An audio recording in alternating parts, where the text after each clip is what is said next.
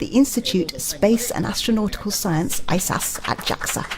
And you're listening to me, Elizabeth Tasker, from the same division at ISAS as Shin, and Kate Kitagawa, Director of JAXA's Space Education Centre.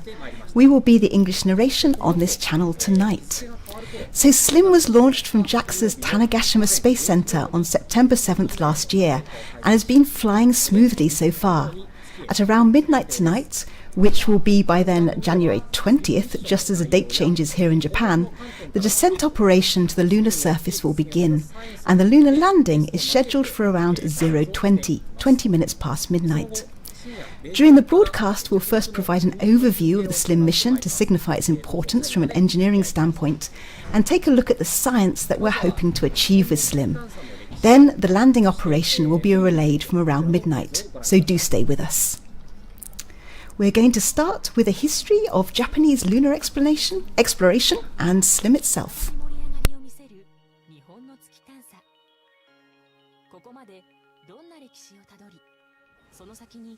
どんな未来が広がっているのでしょうか。日本の月探査の幕開けは1990年に打ち上げられた光学実験衛星飛天。月の重力を使って探査機の加速と減速を繰り返す二重スイングバイに世界で初めて成功。日本はアメリカ、ソ連に次いで月の周回軌道に探査機を送り込んだ国となりました。探査機の速度を自由自在に操れるこの技術は宇宙探査の大きな一歩となりました。飛天に続くミッションとして2007年に打ち上げられたのが月周回衛星かぐやです。かぐやには当時史上最多となる15種類もの観測装置を搭載。アポロ計画以来初となる本格的な月の観測が行われました。月の地形や地下の構造を明らかにし、世界の月探査を先導する存在となったのです。かぐやの偉業は科学技術の成果だけにとどまりません。月の地平線から昇る青い地球の映像は多くの人々の心を捉えました。正直言ってかぐやの印象的な映像を見て、研究者としての人生が大きく変わったと思います。私はもともと地球の磁気圏のプラズマの研究をしていたんですけれども、かぐやの映像を見たことによって、地球のことだけでなくて、月のような他の星の研究もしてみたいという、もう絶対面白いはずだという、そういう意識を持ちました。かぐやの成功をきっかけに国際宇宙ステーションの後に続く国際月探査への機運が高まりました。この動きを受け NASA をはじめ各国の月探査機がかぐやに続いています。かぐやの成果も受け継ぎ、新たに開発された次世代の着陸技術で月への着陸探査を行うのがスリムプロジェクトです。国際的な月探査であるアルテミス計画に先行して月探査の新しい未来を切り開くことが期待されています。スリムではまだ世界で誰も実現したことがない100メーターという高い正確さで狙ったところに降りるための技術の開発をしてきています。これができるようになると、例えばクレーターの隣にあるこの岩石の観察をしたいといったような科学者たちの声にも応えることができるようになります。傾斜地に降りるための技術と合わせて、降りられるところに降りるのではなく、降りたいところに降りるということをこれから実現できるようになるというふうに考えています。スリムが着陸するのは三木の海の近くにあるクレーターしおりです。スリムで採用されたのが斜面でも着陸できる2段階着陸方式。姿勢を傾けながら最初に1本の主脚を設置。その後斜面に倒れ込むようにして残りの足を設置させ着陸するのが特徴です。カメラが載っているんですけれども、これで月のクレーターを撮影して瞬時に今月の上のどこにいるのかというのを割り出して次の目標地点に素早く修正して飛んでいくと、そういうようなことをスリムが自身で考えてやるというのが非常に重要な技術でして、この部分には注目していただきたいなというふうに思います。スリムが月に着陸する際には降りてくる向きや角度にもよるんですが、最大で2トン近くの荷重がスリムに加わります。加えられてもスリム全体が壊れないような設計をするのが一番苦労した点です。マルチバンド分光カメラなんですけれども、スリムの本体と同様に小さなもので作らなきゃいけないですし、軽くなければいけないというたくさんの制約があったので、それを達成するために観測機器のチームでですね、すごく知恵を絞っていろいろな新しい技術を取り入れて挑戦的なカメラになっています。スリムが切り開くピンポイント着陸をはじめとする技術は今後どのような形で花開いていくのでしょうか。ここでやられます技術は将来の月探査におきましてもう大変重要な技術様式であります。でこれをさらに応用いたしまして日本から続々と探査機を月表面に送り込みたいと考えております。具体的には月極域探査ルペックスローバーであるとか、宇宙飛行士を活動させるための有人与圧ローバーといったものが計画されております。月に進出するのみならず火星探査におきましてこの技術は応用される見込みになってございます。ここで新しい技術を獲得することによってますます日本は自由自在に宇宙で活動することができることになろうと考えているものです。これからも JAXA 宇宙科学研究所は挑戦をし続けます。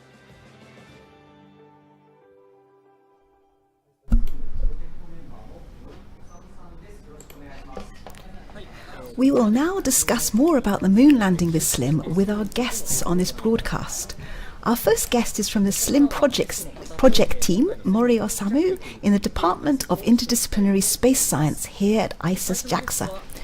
Mori-san is going to start by giving us an overview of the SLIM mission. 皆さんこんばんは。よろしくお願いします。はい、それでは森さんには、スリムの概要であるとか、それから打ち上げからここまでの経緯について、解説をしていただきたいと思います。よろしくお願いします。はい。それではスライドを映していただけますでしょうか。 We're going to share some slides. Here we go. So, from an era of landing where we can, we're going to move with SLIM to an era of landing where we want.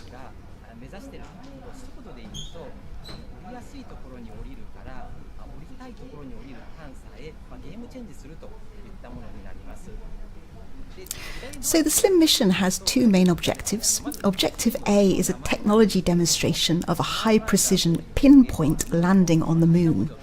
With a soft landing by SLIM, Japan will be the fifth country to land on the moon after the Soviet Union, USA, China and India. But the landing precision will be the highest in the world.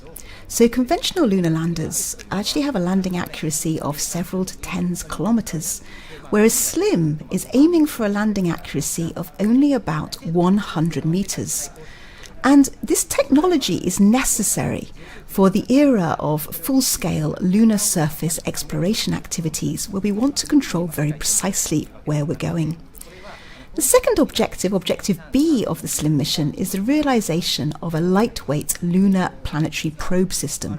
So SLIM includes innovative weight reduction through improvements to the spacecraft structure, chemical propulsion system, power supply and orbit. And this will lead the development of a lightweight lunar probe will lead to the ability to have an increased payload for missions, such as, for example, sample return missions from the Earth or to Mars, or really anywhere else, because you have more of that weight available for instruments.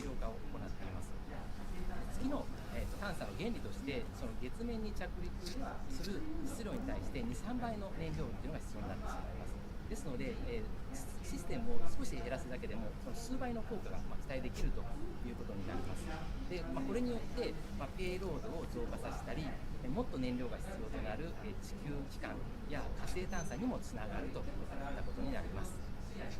では、スリム運用のこれまでについて紹介していきたいと思います。 So from here we're going to look a little bit more at SLIM's configuration and some of the components that allowed it to be such a lightweight spacecraft. So here we have the SLIM configuration itself. The mass of SLIM is 190 kilograms when it's in what we call a dry condition, that is, there's no fuel. And it's 710 kilograms when it's wet, so this is at launch when it's fully fueled. And you can see the features of SLIM's design in these images, such as, for example, the thin film solar cells that stretch across the body of SLIM, and the navigation cameras that, as we'll see a bit later, are a key component to SLIM's pinpoint landing mechanism. You can also spot the two main thrusters of the main engine and the smaller auxiliary thrusters, of which there's 12 around the outside, and SLIM's feet on the right here, which are the small shock-absorbing meshes. So here we have a bit more of SLIM's structural design. Top to bottom here in Japanese is written the PAF rings, which couple to the rocket. After that there's the tank, which is also used as a structural base of the spacecraft. Below that there's the deck panels with the landing sensors mounted on them. Below that again there's the RCS panel, which has the thrusters. Then we have the electrical equipment box and the instrument box with the scientific observation camera. So one of the innovative things here is actually SLIM's tank, because it's this integrated dual oxidizer tank that reduces weight, and then the cylindrical tank itself forms the structural base of the spacecraft, which also significantly contributes to an overall mass reduction of that spacecraft. Now the bottom part of the slide shows the attitude of SLIM during landing. From about 50 meters above the surface, SLIM will rotate to a vertical position and starts to descend. But just before landing, SLIM will lean forward so that its lean forward so its rearmost leg touches the surface first. Then the spacecraft tips forward onto its front two legs before stabilizing into this horizontal position. And in the bottom right here we have the mascot SLIM Moon, which you'll often see on our Twitter feed, slim_JAXA. And now we're going to turn to the design actually of the SLIM tank, the chemical propulsion system. Now, as I previously mentioned, this is an integrated fuel and oxidizer tank, which is designed to reduce the spacecraft weight. If you look at that sketch in the top middle of the slide, you actually have the oxidizer in the blue part at the top. The propellant fuel is in the bottom, and there's helium gas in between. And a lightweight diaphragm separates out these sections, and this is newly developed. It's made of PTFE, which I believe stands for polytetrafluoroethylene, and it's part of the new development for SLIM. So the main engine is actually seen at the bottom left of the slide, and it uses a ceramic combustion chamber that was actually developed here in Japan. And it's designed to use an impressive combination of a wide thrust range and pulse operation. It's not been found anywhere else so far. The high performance also helps the overall mass reduction of the propulsion system. And then on the bottom right we have the auxiliary thrusters, which have a thrust of about 20 newtons. This is a 12-unit configuration. And by making a different pattern of thrusters fire at different times, you actually control the spacecraft attitude, orbit maneuver, and precise landing. Now we're taking a look at the power supply of the spacecraft. So at the top here we have the solar batteries. These are thin filmed triple junction solar cell sheets. They're lightweight, they're flexible, and they're highly efficient on curved surfaces such as the SLIM tank. Below that we have the batteries, the lithium ion battery. The outer casing is made of stainless steel. There's two sets of these cells that are bound by carbon fibre reinforced plastic CFRP plates, and these are designed to stand vibration and impact during launch, as well as charging and discharging in a vacuum environment. And then right at the bottom we have the integrated power control unit. This handles functions like solar power generation, the power distribution, heater control, battery charge and discharge, and thruster valve operation. So this is actually SLIM's orbit.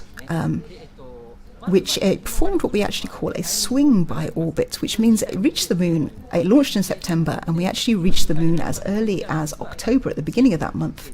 But rather than stopping there, we actually swung outwards, and this is the idea behind the swing-by orbit, going to a rather staggering distance of about 1.38 million kilometers from the Earth, before turning back and returning to the moon, where we intercepted again and went into orbit on Christmas Day.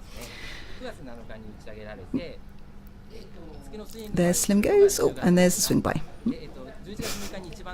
And then we started coming back towards the moon on the 6th of November before going into lunar orbit.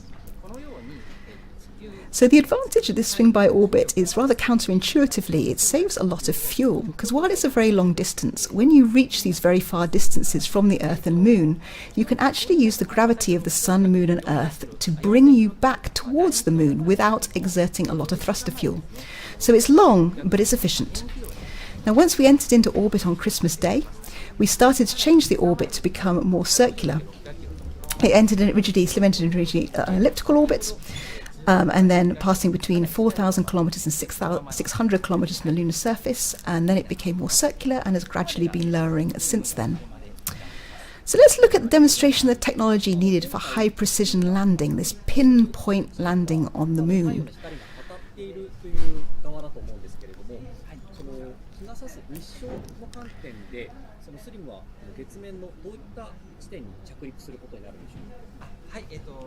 So how does Slim actually do this very accurate landing?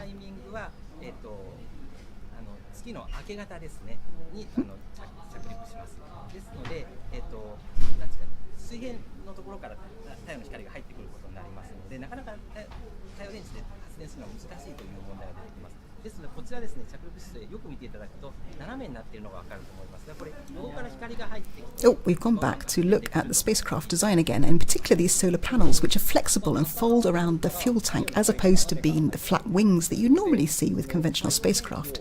This is very efficient for space, among other things.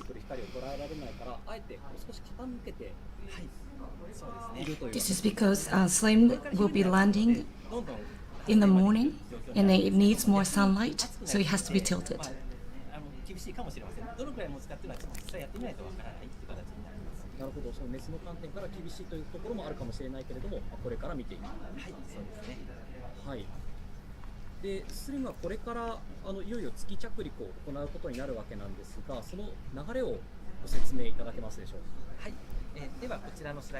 Okay, now we are going to go and look at the technology for the high precision landing, and in particular this pinpoint landing technique.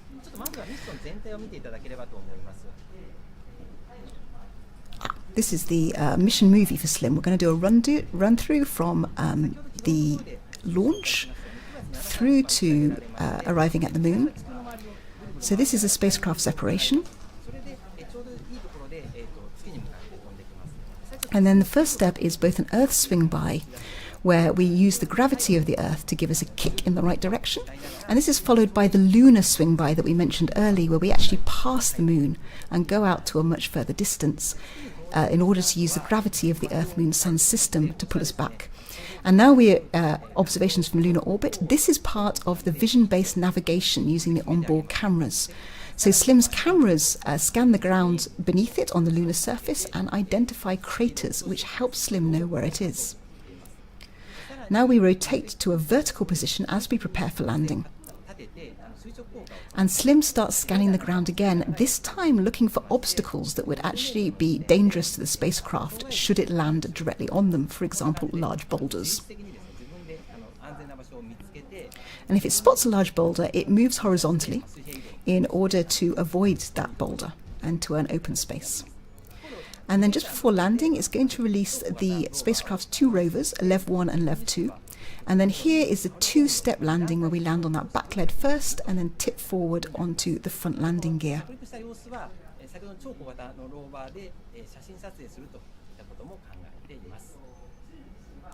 These are the two rovers, LEV-1 and LEV-2. And this is the movement of LEV-1, which is a hop. And this is LEV-2, the little ball rover.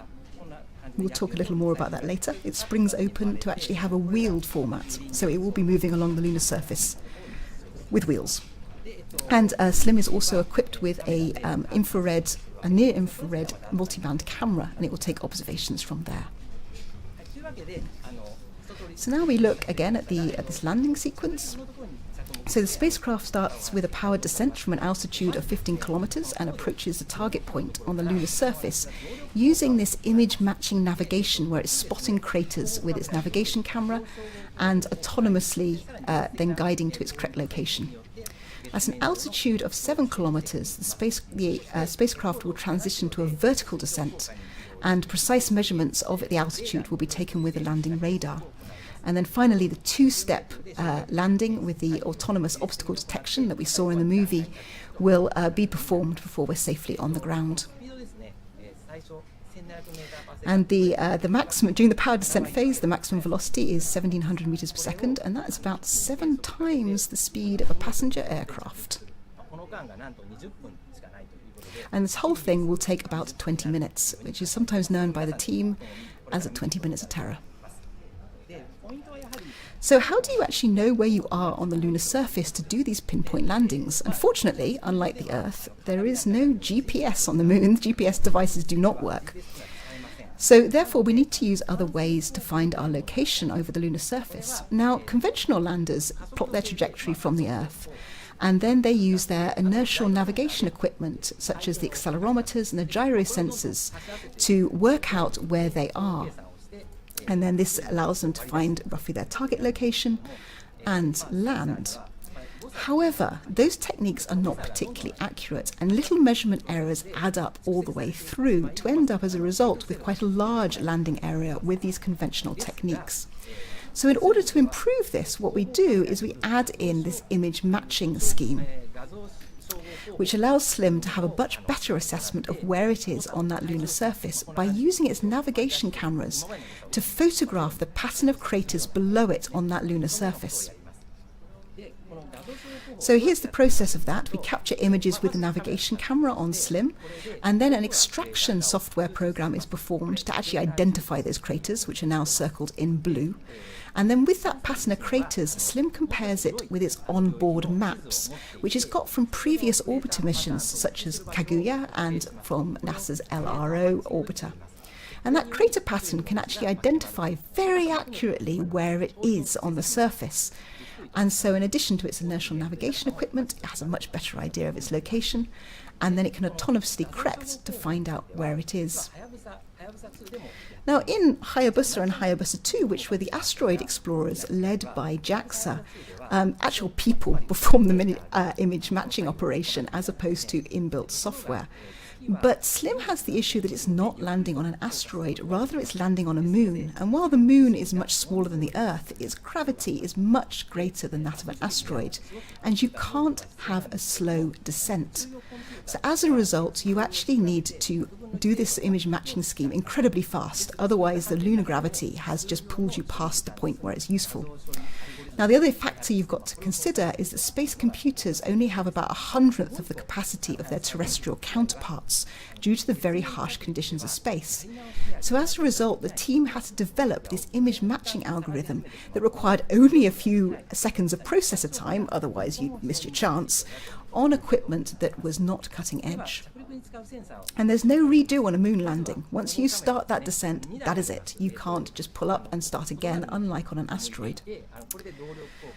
So now we have a look at a couple of the other navigation equipments on board SLIM. The top is the navigation camera. These are two units that are actually placed at different orientations so that SLIM can examine the surface both during the para descent phase and during the vertical descent phase when the spacecraft is tilted at a different angle. The middle part here is the landing radar. This is an altitude range sensor to measure the altitude and velocity in the direction of the lunar surface during that vertical descent phase. And finally, we have the laser rangefinder, which is much more accurate, and it's used during that final descent to pinpoint the altitude immediately before landing. So once we get to the point of the landing, we're actually landing on something that should be a 15-degree slope, and that's dangerous. It's very difficult to do. So in order to land safely on a fairly steep incline, we actually have this two-step landing system was adopted. And this was developed after copious amounts of simulations, both computer and and practical to find out what's the safest combination for a spacecraft like SLIM so that it doesn't tip over. And the ultimate result was you land on the back legs and then you rock forward, as we saw in the movie, to a stable position. Now the legs of SLIM themselves are actually these 3D printed semicircular aluminium spheres, and they're designed to compress to absorb the impact of SLIM landing on the surface. This is a very compact design because much larger missions would use legs with joints, but SLIM doesn't have the space for that, so they have these very compact, crunchable 3D aluminium spheres. Now, just before SLIM lands, it's going to release 2 lunar excursion vehicles, LEV 1 and LEV 2, and these will be a demonstration of small probe movement technology on the lunar surface environment. So LEV 1 is the bigger of the two, it's 2.1 kilograms, 26 by 40 by 30 centimeters, and LEV 2 is the smaller round ball at 0.25 kilograms. And these two will communicate as follows. The LEV 1 will actually talk directly to the Earth, and it will move through this hopping motion where there is an arm that presses forward onto the lunar surface and it causes the rover to jump. And it has an antenna, so it can communicate its pictures and other information back to the Earth. LEV 2 is smaller. It's going to have wheels because it springs apart from its spherical configuration into these 2-wheeled parts, and it will send its data via LEV 1 back to the Earth.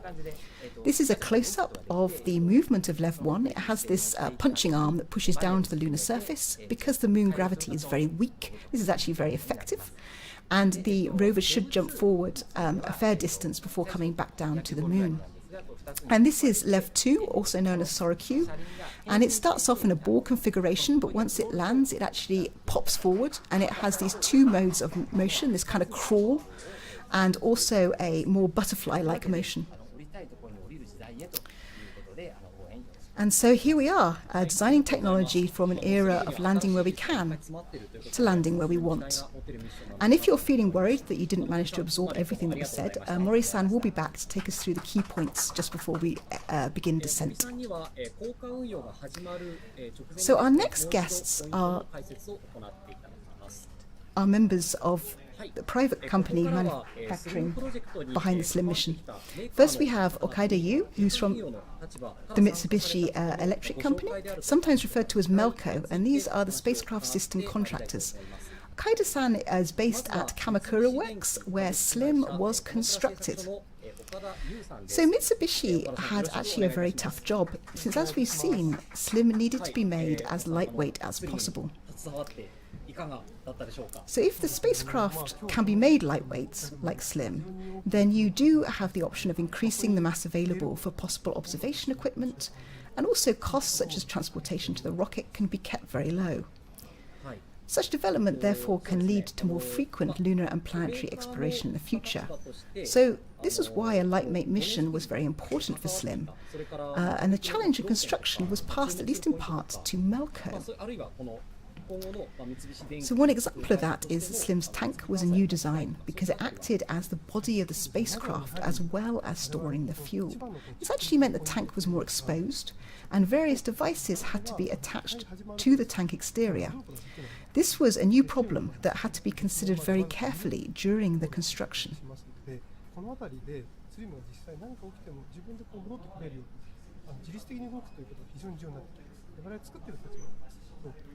Melco are also the spacecraft systems contractor for one of JAXA's upcoming missions, the Martian Moons Exploration Mission, MMX. MMX will launch in fiscal year 2026 and visit the moons of Mars, Phobos and Deimos. Spacecraft will land on Phobos and collect a sample from the moon, returning to the Earth in 2031.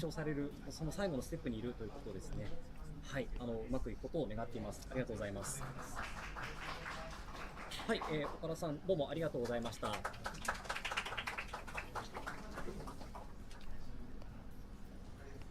い、続いては So our next guest is Akagi Kensuke from Takura Tomy. Now, Takura Tomy is very well known, but not for spacecraft. It's most well known for being a Japanese toy maker company. The company is perhaps most famous for originally creating the Transformers, the alien robots that can disguise themselves as machines. However, in this case, Takura Tomy have built LEV 2, as seen here. It's a tiny little robot, also known as Sora Q, and it's one of the rovers on the SLIM mission.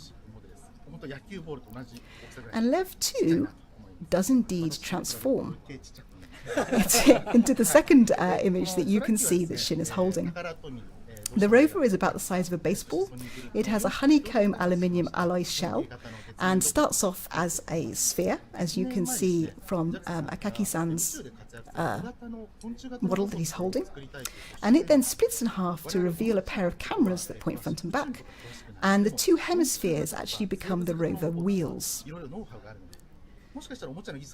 So this little transforming robot will photograph the SLIM spacecraft and also the surrounding terrain before sending those images back via LEV 1 to the Earth.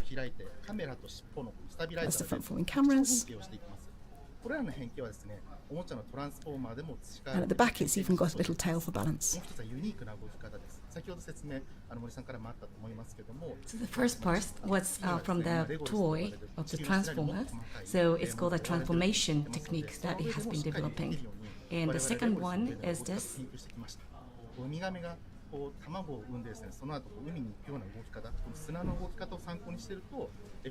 So imagine that the sea turtles move on the shore, and they're inspired by the movements, and then they try to capture and then try to have that mechanism embedded. So what I'm hearing is this is a transformer sea turtle. Yes, that's right. That's wonderful.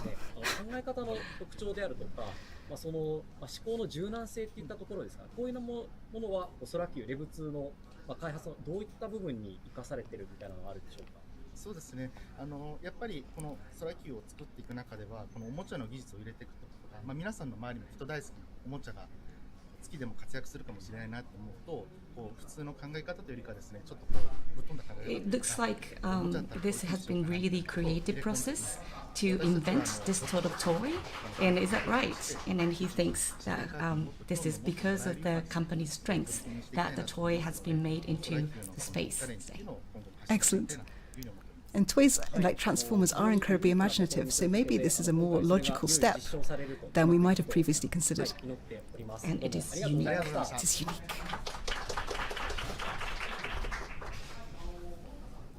はい、続いてのゲストをご紹介しましょう。はい、どうぞ。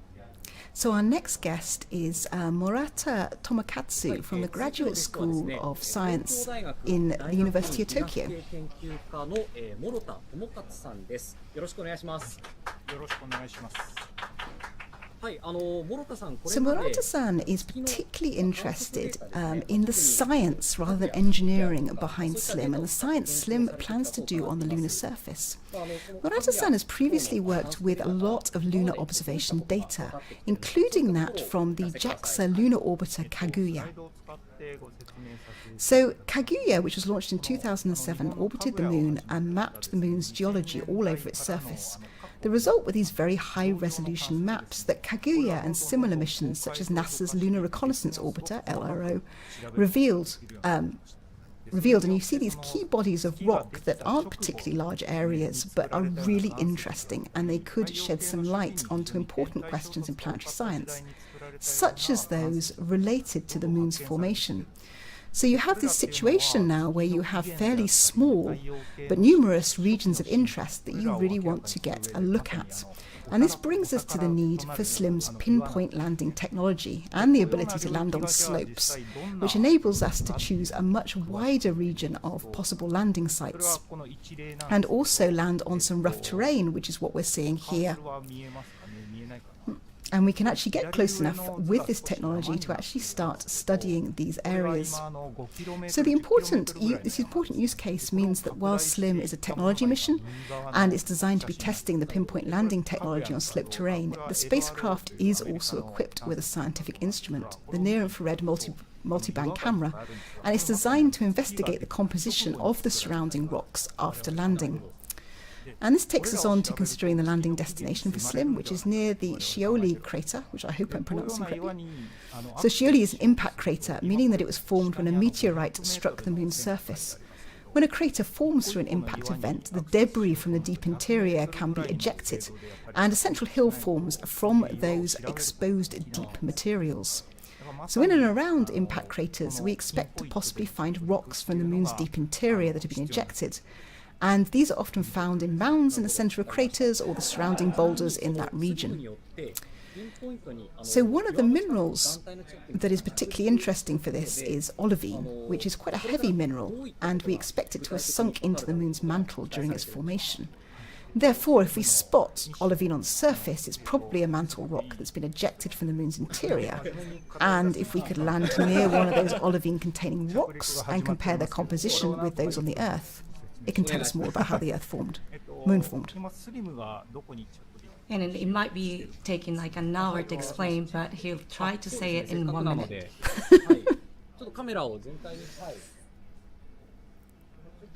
So here's a moon, and this is the So this is the shape of the rabbit, and you can see. And this is a pattern that you can recognize on the moon. So in Japan, well, the rabbit is what's seen on the moon's surface. That's right. And here he's pointing out the finger, and in that area.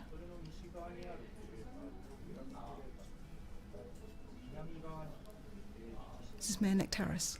Yeah. So the Shiori crater is just right there at the spot of the right ear of the rabbit. And then it's trying to land on this exact spot, as you explained. So here it is. This is the rabbit's ear, and there are two rabbit ears.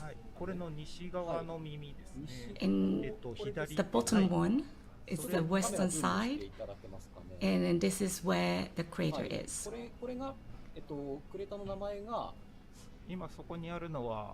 So this is the landing site for SLIM. It's going to be on this crater where we think we're going to have exposed olivine material from the moon's mantle. And it's on this sloped terrain, so we have to land very accurately and on a slope.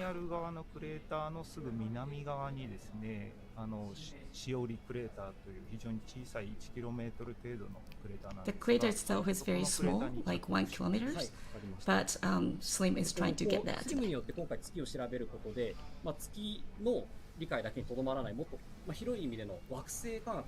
So by going there, by SLIM, what will we be able to find out? So this is beyond the SLIM's scope, but could you please tell us about the importance of this research?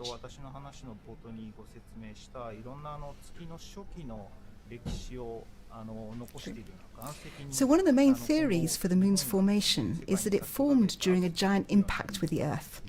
If that's true, the composition of the moon's mantle, which is about 90% of the moon, would be expected to be similar to the Earth. So if we can identify a mantle rock, i.e. that olivine, and look at its composition in more detail, we'll learn more about the moon's formation.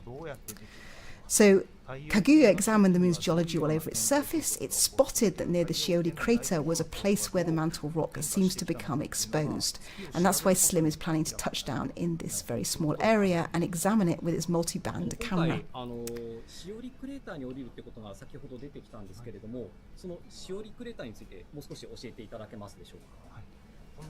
Could you please tell us more about this crater, Shiori?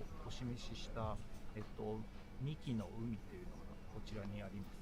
でこの幹の海の、西側にはそのシオリクレーターという月の、おそらくマントルですね、地下の物質が天体衝突によって掘り返されて今表面に露出している。So at the bottom of the slide here, we're actually seeing a model for how the moon might have formed. If we look at these cuts, they're actually cuts through a would-be moon. These sort of pizza slices where the core is at the bottom, and then the surface is at the top. So going from left to right, the first slice, the green circles are this olivine, which is floating in initially a molten magma ocean. It is thought to have existed on the moon when it first formed. If we go towards the right, we're going to see the moon start to evolve. This is the evolution a little later. The relatively heavy olivine has now sunk down to become sediment and begins to form the mantle. In slice 3, the lighter, buoyant, calcium-rich plagioclase crystals, which were actually shown by little rectangles at the top, were rising to the surface, and these form the moon's crust. So then we only see olivine again if you can dig up some of that mantle, for example, during a meteorite impact, which might have created the Scioli crater. So in the larger picture, that the scientists will be comparing the formation of the moon and the formation of the Earth. By looking at that composition of the olivine, which should have come from the moon's mantle. 月ができたっていうジャイアントインパクト説なのか、それともなんか別の方法でできたのかっていうことがその結論までもしかしたらできるかもしれない。はい、そういう議論までいけるかもしれない。The question is if that was the giant impact that created the Earth or not, but they might be more theoretical. So the research will be developed from this point onward.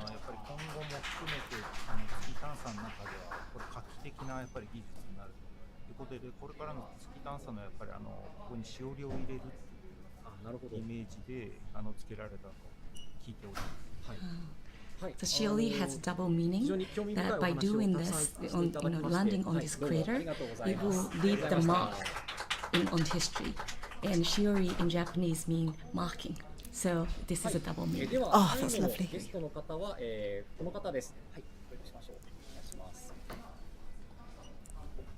Okay, our last guest is JAXA's Vice President, Sasaki Hiroshi. 佐々木宏さんです。よろしくお願いいたします。よろしくお願いします。佐々木さんは日本のアルテミス計画を統括されていると。So VP Sasaki is the Director General for Human Spaceflight Technology Directorate and the leader for Japan's participation in Artemis. So could you please tell us about what you are doing right now for the Artemis? 日本が参画をするというふうに発表しています。その際に参画としては大きく3つ So Japan has already said that it will be participating in Artemis. And then there are 3 things that we will be planning on doing.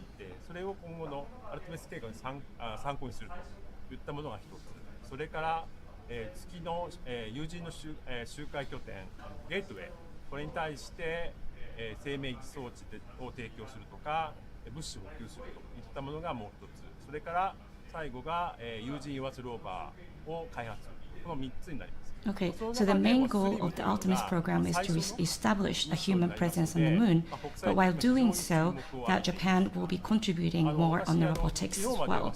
And the first one is the crewed mission that will be setting on the foot on the lunar surface, and also another one will be sending the pressurized rover for crew driving on the lunar surface.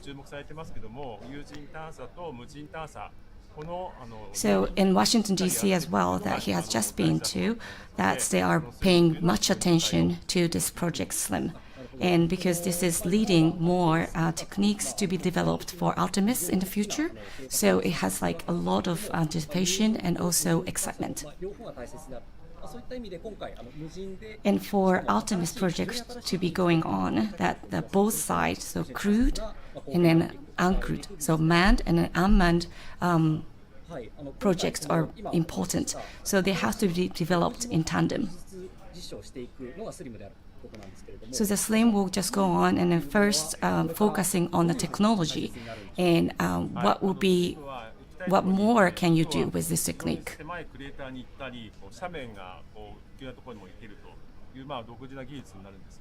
So this SLIM's technique will leading us to go to the narrow space or the hidden space. So it will give us much freedom to move around on the Mars surface, on the moon surface. And then there will be more applications in the future. So we will be having more presence and also we will be building more trust with the partners.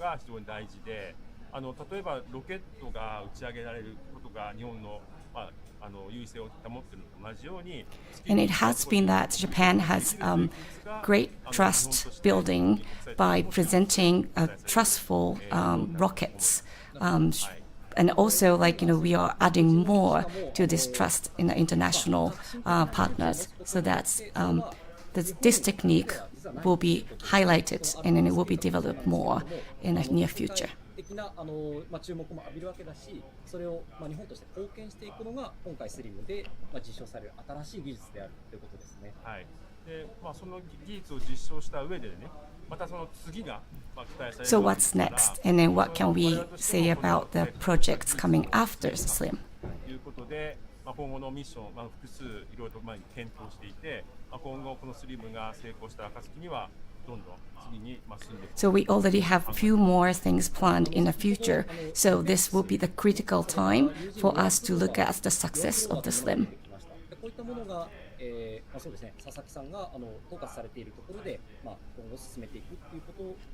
So does it include the pressurized rover? And yes, the rover as well, that it will go to the place where they want to go. So the pinpoint landing is necessary.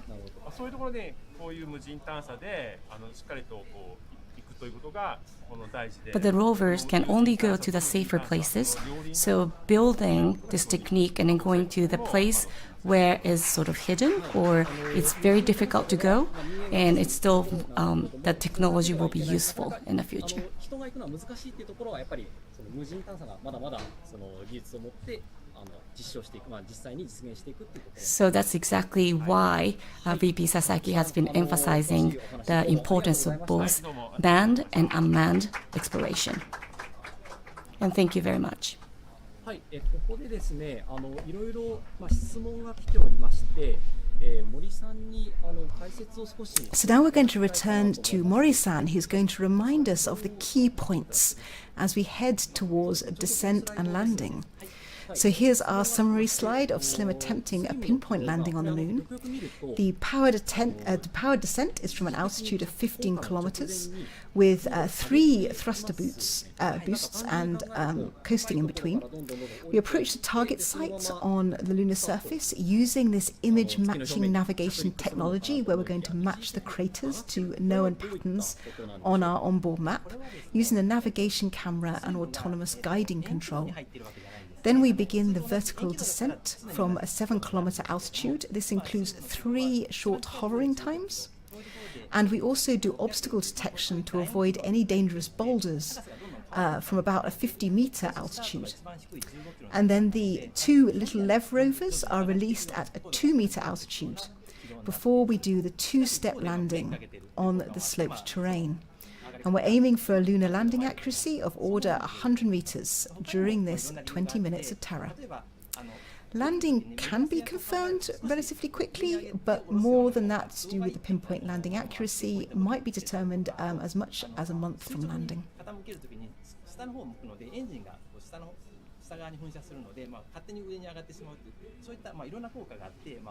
This curve is very important because we start from the altitude 15 kilometers, and by pushing it forward from that point, it will be going a little bit upwards, and then that will be very useful for the landing technique going vertical. And also the engine will be shooting down, so that energy will put the probe up there. So this curve itself is very much suitable for pinpoint landing. はい、今回非常に攻めた設計に見えるけど確立された手法なのでしょうかという質問が来ています。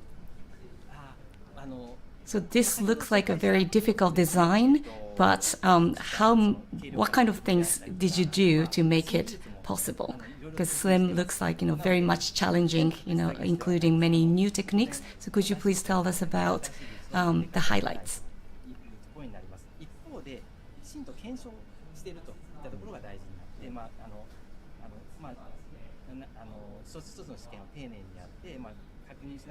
So that's right, that there are many techniques that they are pushing, and also they are really new and innovative. So what the team tried to do the most is try to have more and more experiments, and by getting successes, they are very confident to place those techniques put together in this probe SLIM.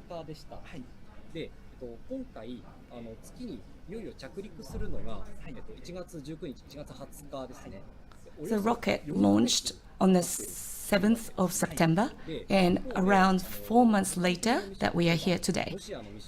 And other missions, such as Russians and Indians, they took less time. So why did Slim take 4 months? Could you please explain to us about it? 軌道ですね。早く入っていくこともできるんですけど、途中の軌道で少しお示ししましたように、最初月に入った後にそのまま月周回に投入に月周回軌道に投入することもできるんですけど、それやってしまうと燃料をかなり使ってしまいます。So this is something that we saw on the slide. So the swing by, we could probably just do one swing by to get into the moon's orbit, but by doing so, we need to put so much fuel on the probe. But we want to have less in a tank, so we decided to do the longer swing by and then have this slim orbit. So we chose this to have more efficient, and this has become one of the main goal of the SLIM project. So it's somewhat counterintuitive that this very long swing-by orbit turns out to be much more efficient on fuel. But even though it takes longer and it goes further, it is able to use the gravity of this Sun-Earth-Moon system to actually alter the position and attitude of the spacecraft, to put it back onto a trajectory towards the Moon. And this is actually much cheaper on fuel as opposed to braking when you reach the Moon the first time, to enter lunar orbit straight away. That's right.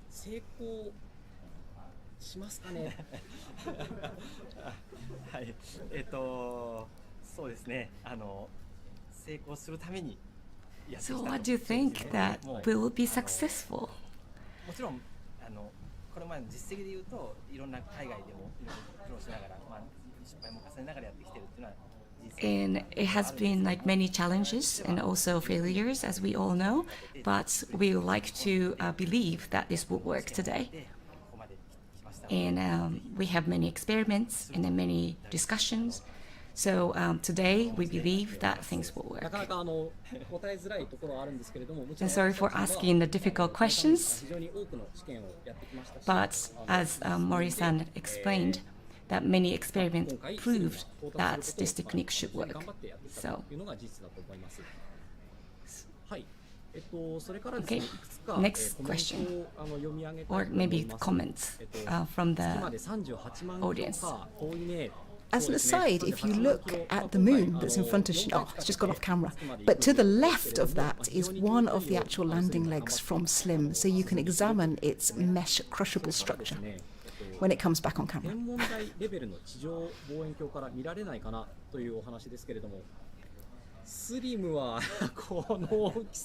So, can anyone observe it through the observatories or the telescope? And Mori-san's answer is that it's probably very difficult. We can't see SLIM. Too bad. Yeah. So could you also tell us about this plan of landing on the slope? So could you please explain to me a little bit more?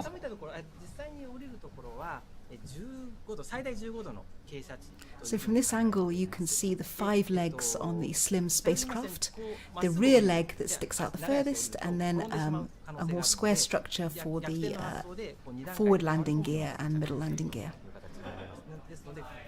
So SLIM initially descends vertically and it's going to land on that rearmost leg first. That's the first one that's going to touch the lunar surface.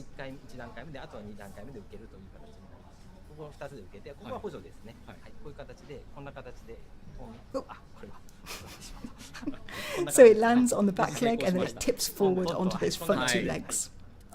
2 steps. 2段階で着陸するというわけですね。ちなみにですね、ちょっと気になるものが横にあるんですけれども、これがはい、着陸 And の let us see 足 this の model. What is it? 衝撃を吸収するものとなっていま I'm し glad て、 they came こ back れ to が実 this. 際に足についているわけです。そうですね。このYeah, it's one of these そ little れぞれに legs. こういったものも実 So 際に while a big lunar lander, such as Apollo, actually has legs with a joint that are able to absorb the impact, Slim has these very compact lattice-like legs that will compress on impact and absorb that force as it comes down on the lunar surface. はい、ここまで質問とコメントの紹介をさせていただきました。さてですね、着陸に向けた So this is the end of the Q&A and comment 5分となりました。 section. ここで改めて、森さんに、スリムのポイントとそれから着陸 So there are only 5 minutes to go. So Mori-san will review what will be happening in the next in the next few minutes. So this is our pinpoint landing again, the powered descent from 15 kilometers, the vertical descent from 7 kilometers,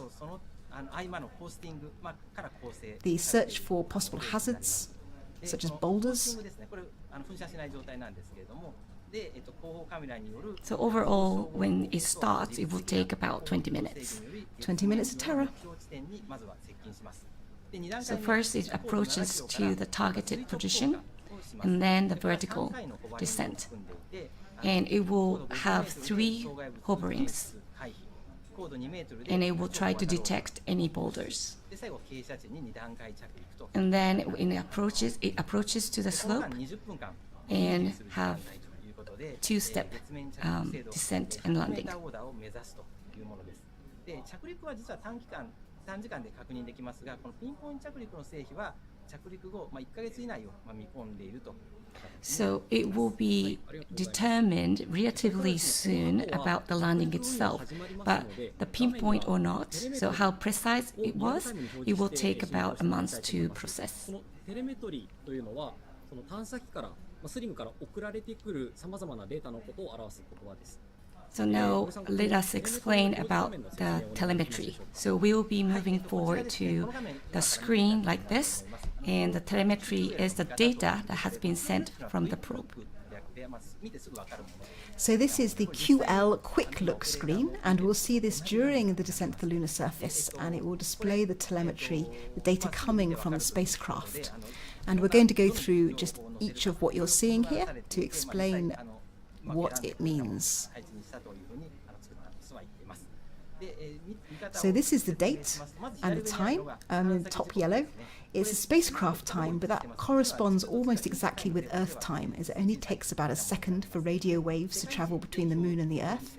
It's showing the time in UTC, Universal Time, which is Japan time at -9 hours. Now this part is the GNC, Guidance Navigation Control mode, and you can see the different options for the modes, with SPM being sun pointing mode, OCM being orbital control mode, etc. And it tells you what phase we're in at the moment.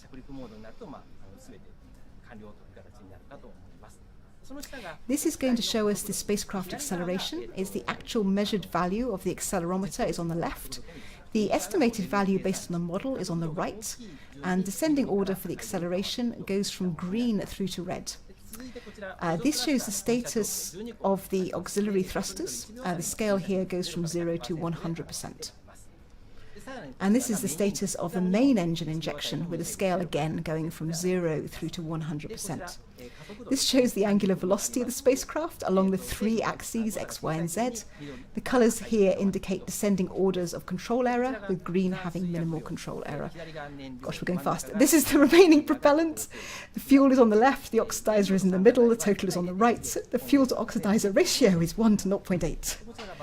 The BAT SOC is the remaining battery capacity, and now we are looking at, if this graph looks like this, it's the mode before powered descent.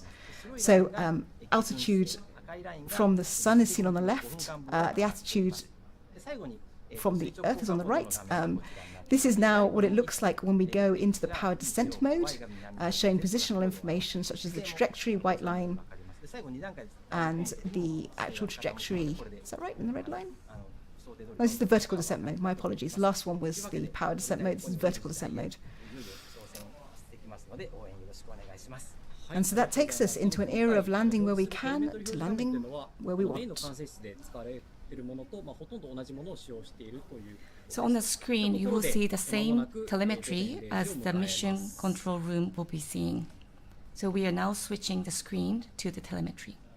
はい、ここからは、森さんと私で、テレメトリの画面を見ながら進めてまいりたいと思います。はい、今 PDM と左上の So during this phase, as we head towards the lunar surface, we are not going to say a great deal. Please watch the telemetry. And so you can see for yourself how the spacecraft is progressing, and there will be minimal commentary during this time. 進行中です。で、メインエンジンが今 100% になっていますね。これもブーストをしている状態ですね。完全に噴射していて、今ブレーキをかけている状態と言っていいかと思います。Main engine is 100%. That means that it put the brakes. And now the altitude is 15 kilometers and slightly up. 白い軌道、右側のグラフのところで白いラインが目標となる軌道になっていて、So on the right, you see the graph, and the white is expected orbit. And the red one is how Slim is going. それなりに合っていれば、大体目標通りの軌道で飛んでいるということがわかるかと思います。So now Slim is going more or less on the planned trajectory. 先ほど、動力降下シーケンスが開始されています。午前0時頃から、動力降下シーケンスが開始されておりまして、And it started descent. ブーストが行われております。でこれしばらくブーストが続いて、そのうちしばらく時間が経つと1回休憩になります。コースティングモード、コースティングに入ります。はい、コースティングというのは管制後方。そうですね。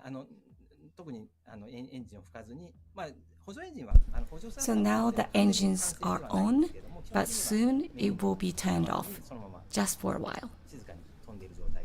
And then it will fly a little bit without thrashing. 表示している画面、右下には第二管制室の様子を示しています。And on the right-hand corner, you see the second control room. こちらも画面に表示されているのは今この YouTube の画面に表示されている、テレメトリ表示画面と同じようなものを And in the second control room as well, that they are seeing the same exact telemetry as we see here on the screen. 真ん中の画面がそうですね、実際今先ほどの画面と同じ画面になってますね。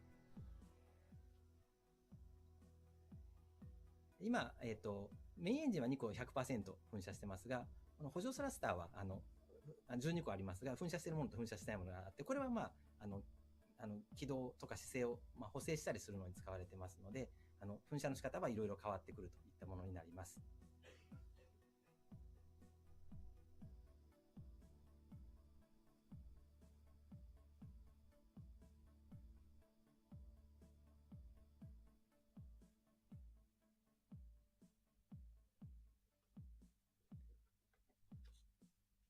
はい、現在、第1回目のブーストを実施中です。高度はそうですね、20キロを上回ってきたあたりになるかと思います。The altitude is now 20 kilometers, and this is the phase of the first boost, and it will keep going for a while. これはメインエンジンがずっと噴射しているので、どんどん水薬が使われているっていうことを意味しています。はい、画面の右上ですね、青色がそうですね、FU って書いてあるのが燃料、で OX って書いてあるのが酸化剤ですね。Fuel, and you can see it on the right top corners, and it will have to decrease as it goes. 画面では、現在第1回の燃焼を実施中です。で左下の、加速度計の表示が、あります。A って書いてあるのが加速度計で、B がモデルで計算した数字なんです。大体一致していて、緑なので十分加速度が出ているってことを表しています。The velocity is just about right, so you can see it on the left bottom, and now you can see both A and B are green, and it has been as it has been planned. So things are going okay on that side as well.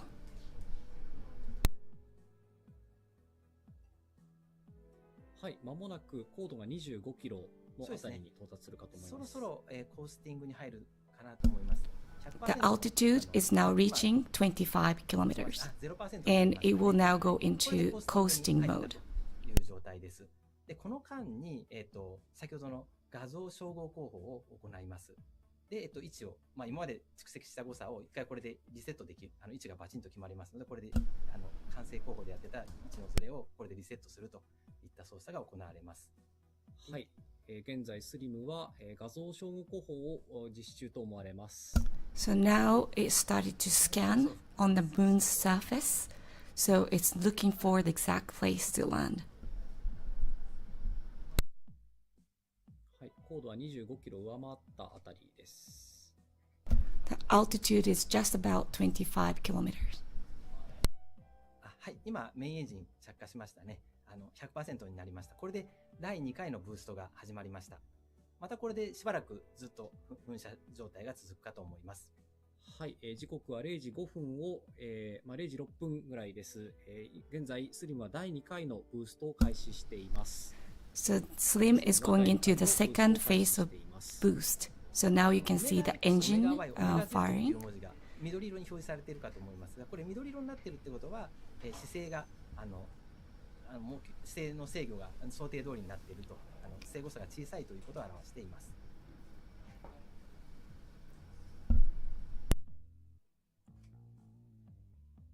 赤い軌道も、赤のラインも白のラインと大体一致しているので、基準軌道に沿って進んでいるというふうに考えていいかと思います。Now you can see the planned trajectory, and the red trajectory is going on the model. So this is going very close to the planned trajectory.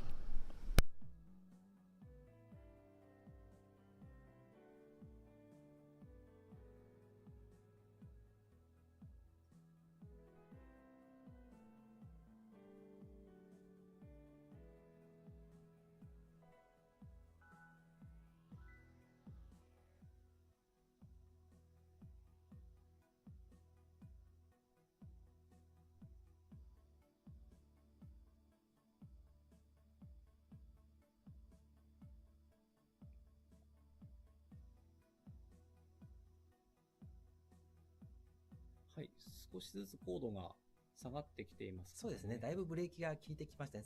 最初軌道が先ほどお話した理由で上がってたんですが、はい、もう落ちてきましたね。It start to descend a little bit, as you can see on the right side. It's still doing the second boost. ブーストを実施中です。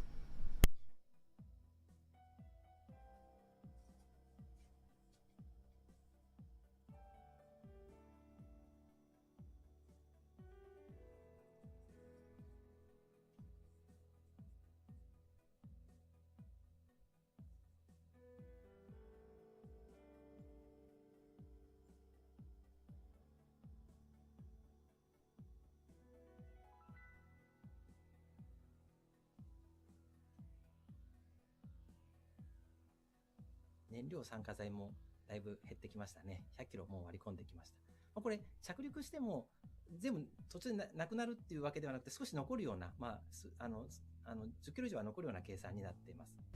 Fuel is also decreasing, as you can see on the right top corner.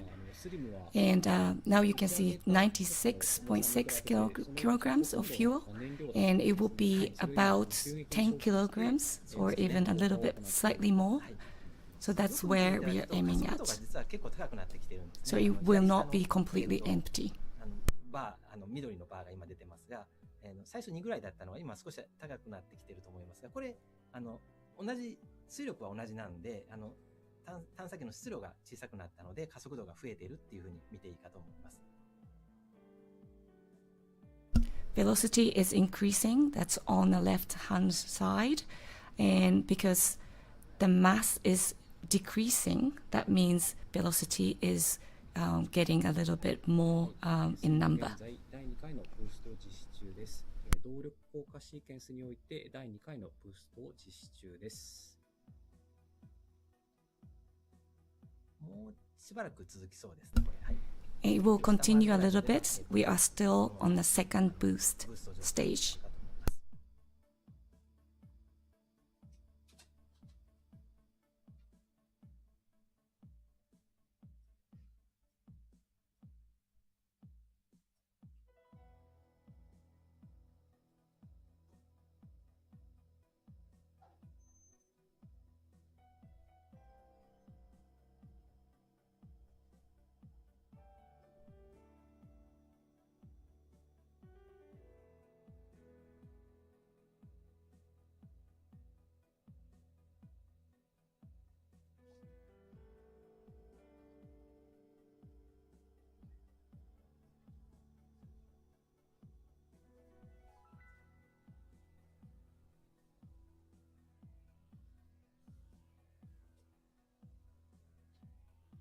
はい、スリムは、現在第2回のブーストを実施中です。スリムは第2回のブーストを実施中です。高度がかなり下がってきましたね。そうですね、もうちょっといくと思いますね、このまま。はい。はい、15キロ下回るぐらいまでは、このまま 100% のブーストでいくと思います。で12個の Now is still the second boost stage, and it's now above 15 kilometers, and it will continue a little bit longer.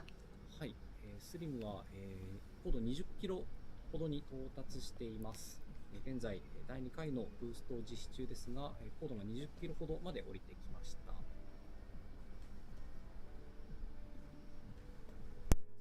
姿勢もそうですね。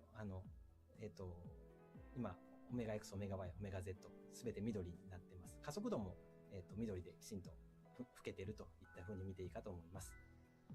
燃料酸化剤がだいぶ減ってきましたね。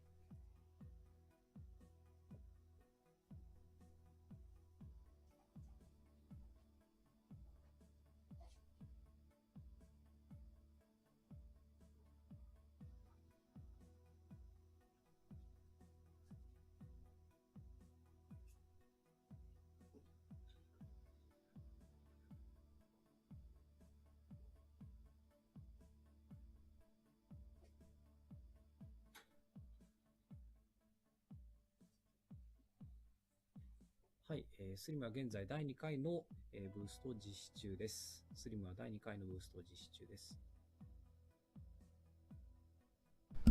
Still the second boost.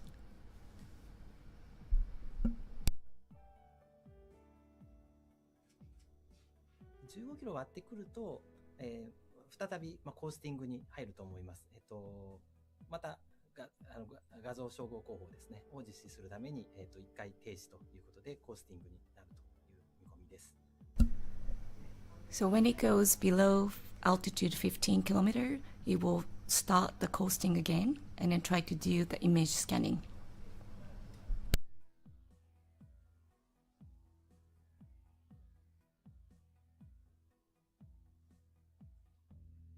今メインエンジン 0% になりましたので、これで第2回のブーストが終了して、コースティングに入りました。Now you can see the engine has stopped like 0%. So now it starts cruising and trying to see the surface. So image scanning right now as it planned. また第3回のブーストが始まるかと思います。And soon we'll probably see the third phase of boost. スリムは現在画像照合方法を行っている頃かと思われます。高度は10キロを下回ってまいりました。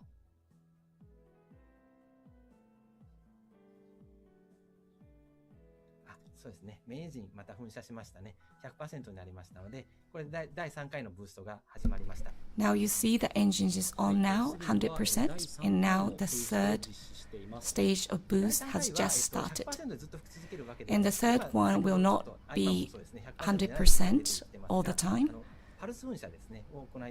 It's called the pulse thruster. So it's been expected that it's not going to be always 100% on. は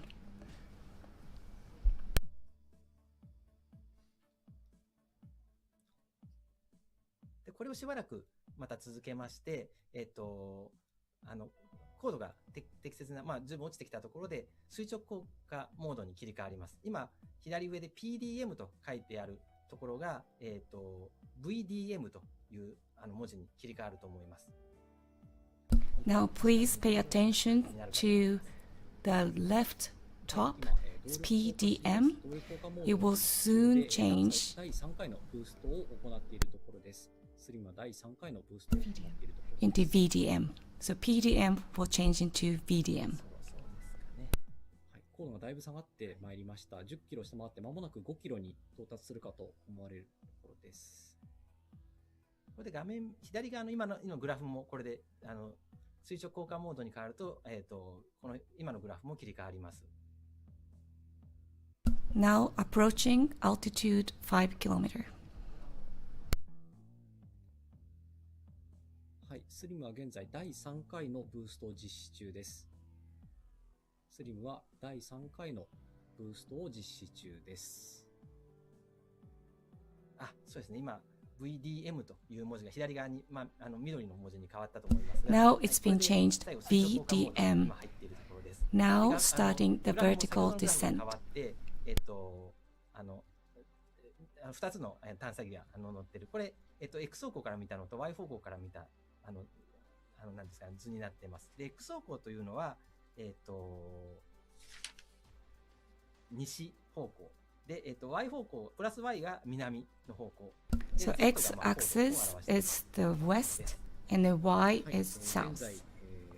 Now, 16分30秒あたりですが、すでにスリムは垂直降下モードに入っています。it started vertical descent. 垂直降下モードを実施中です。3000メートルを割ってきました。はい。で、これもしばらくパルスーン車ですね。今数字が 100%、メインエンジンのパーセンテージが 100% になったり、またそれ以外の数字になったりと切り替わってますが、これ、パルスーン車をしているので、こういった形で、変化していると言ってみていいかと思います。で、これで500メーターぐらいのところまでこのまま降りていきます。で、500メーターのところで1回目のホバリングに入ります。It will descend around 500 meter and it will start the first hovering. 高度を下げております。スリムは垂直降下モードにて高度を下げております。1000メートルを割り込みました。そうですね。そろそろこれで500メートルなんで、ここで1回目のホバリングに入ると思います。しばらく高さを維持する状態になるかと思います。Around 500 meter, it will start doing the first hovering. 高さが今一定になっているかと思います。はい、これホバリング状態。これそんなに長く続かないです。またすぐに降りていきます。It will be a short time, but this is the first hovering. 第1回のホバリングを行って終えたと思われます。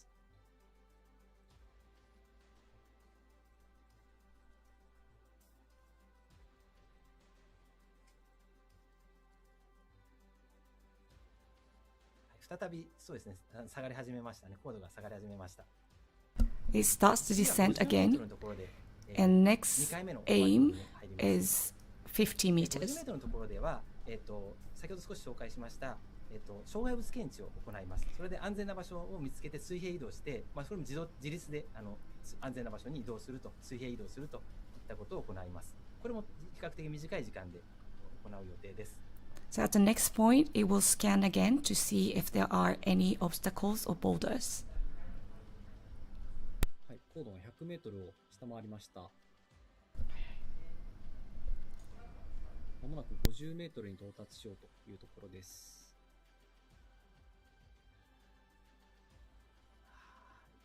そうかな。はい、ここで一旦、はい、ホバリングに入った、2回目のホバリングに入った。This is the second hovering. これで安全な場所に水平移動を行って、その後またしばらく降下するという状態になります。Now it's looking for the safe place to land. を行っていると思われます。次は第2回のホバリングを行っていると思われます。障害物回避を実施。今降りましたね。はい。これで高度2メーターぐらいのところで第3回のホバリングを実施し、これでレブですね、超小型ローバーを放出します。で、その後、一気に降りて、2段階着陸をするという形になるかと思います。Around the 2 meters, it will release the lev and it will land. Two-step landing is expected. モードが今 MLM というモードに切り替わりましたので、これで着陸したという状態になります。MLM Now you see on the left-hand side, MLM. That means it has landed. From the telemetry, it shows the sign この画面上だとなかなか MLM. 判断が難しいところですけど、姿勢も少し傾いているように見えます。で、MLM というモードで、傾いて倒れていると、着陸したといったような状況に見えます。はい、テレメトリーの表示画面の上では、スリムは月表面に、到達したかと思われます。高度は、月表面に到達したかと思われます。From the telemetry, what we see is the SLIM has landed on the slope.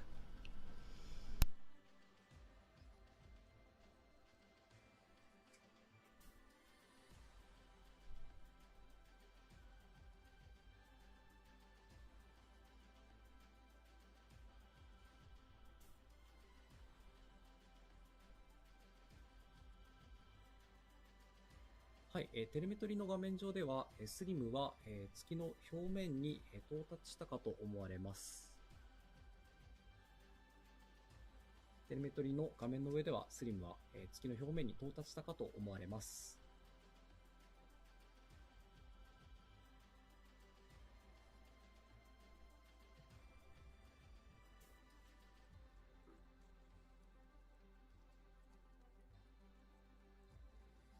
はい、繰り返しお知らせします。スリムは、テレメトリの表示画面の上では月の表面に、到達したかと思われます。スリムは、月の表面に到達したかと思われます。It looks like on the telemetry that SLIM is on the surface of the moon. 一連の動きはだいたい想定の通りの挙動を示していたように思います。はい、現在スリムの状況を確認しています。スリムの状況を現在確認中です。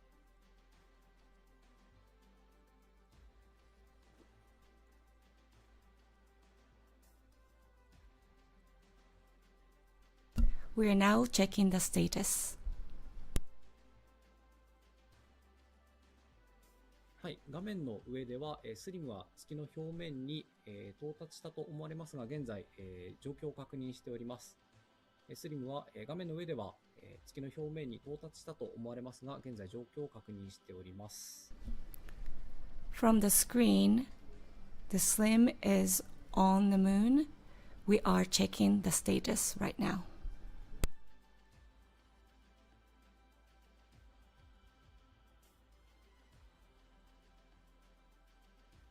はい、画面の上では、スリムは月の表面に到達したと思われますが、現在スリムの状況を確認しています。画面の上ではスリムは月の表面に到達したと、思われますが、現在スリムの状況を確認しています。We are now checking the status of the SLIM. It looks like it has reached on the moon from the screen that we see, but we are checking the status.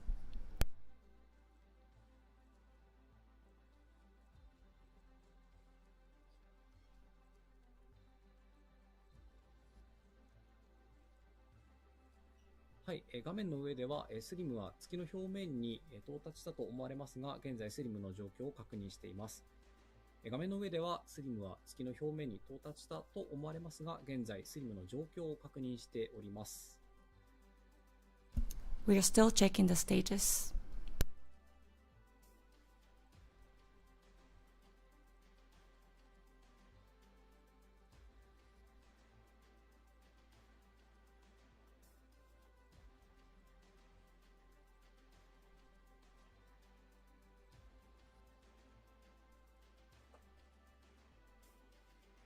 はい、画面の上では、スリムは月の表面に到達したと思われますが、現在スリムの状況を確認中です。現在スリムの状況の確認中です。We are still checking the status.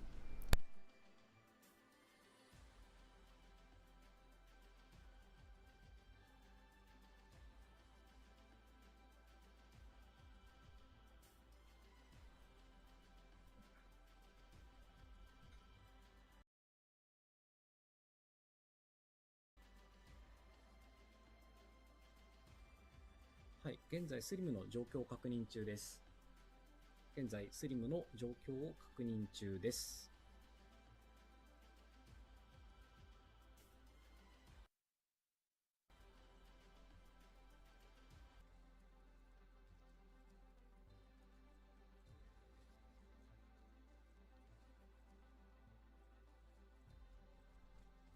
はい、現在スリムの状況を確認中です。現在スリムの状況を確認中です。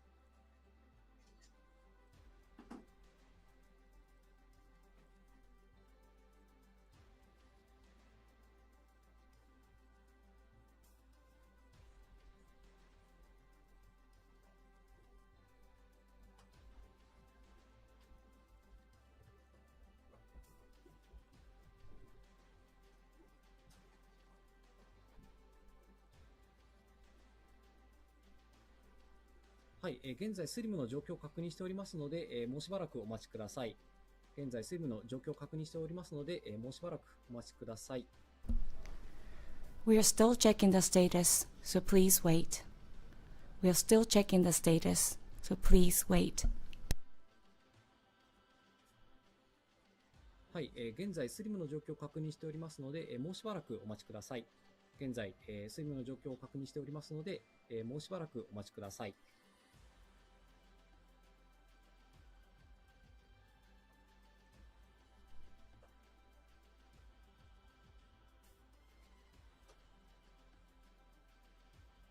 はい、スリムの状況確認のため、0時30分で番組を中断いたします。スリムの状況確認のため、0時30分で番組を中断いたします。なお、後ほど、ただいまご覧いただいております YouTube ライブにて記者会見を中継いたしますので、開始までしばらくお待ちください。繰り返しお伝えします。スリムの状況確認のため、0時30分で番組を中断いたします。スリムの状況確認のため、0時30分で番組を中断いたします。なお、後ほど、ただいまご覧いただいております YouTube ライブにて、記者会見を中継いたしますので、開始までしばらくお待ちください。So we are still checking the status. So we closed this session at 12:30, and later on the same link and the same website, that press conference will start. So please come back to the press conference. We are still checking the status. スリムの状況確認のため、0時30分で番組を中断いたします。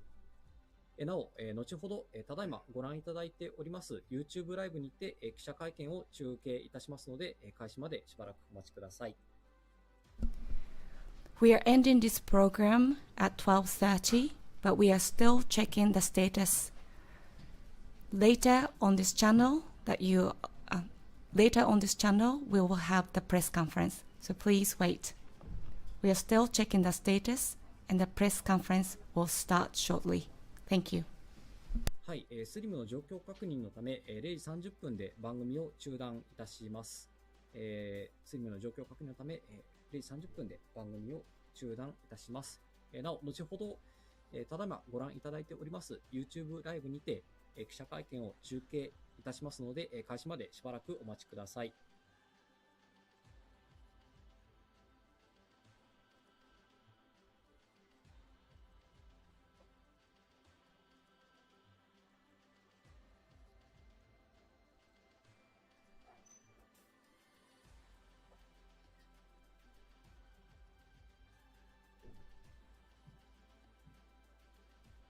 はい、スリムの状況確認のため、0時30分で番組を中断いたします。So we will end this program at 12:30. The press conference will be held on the same link. So please wait until the press conference begins. We will be ending this program at 12:30. Thank you.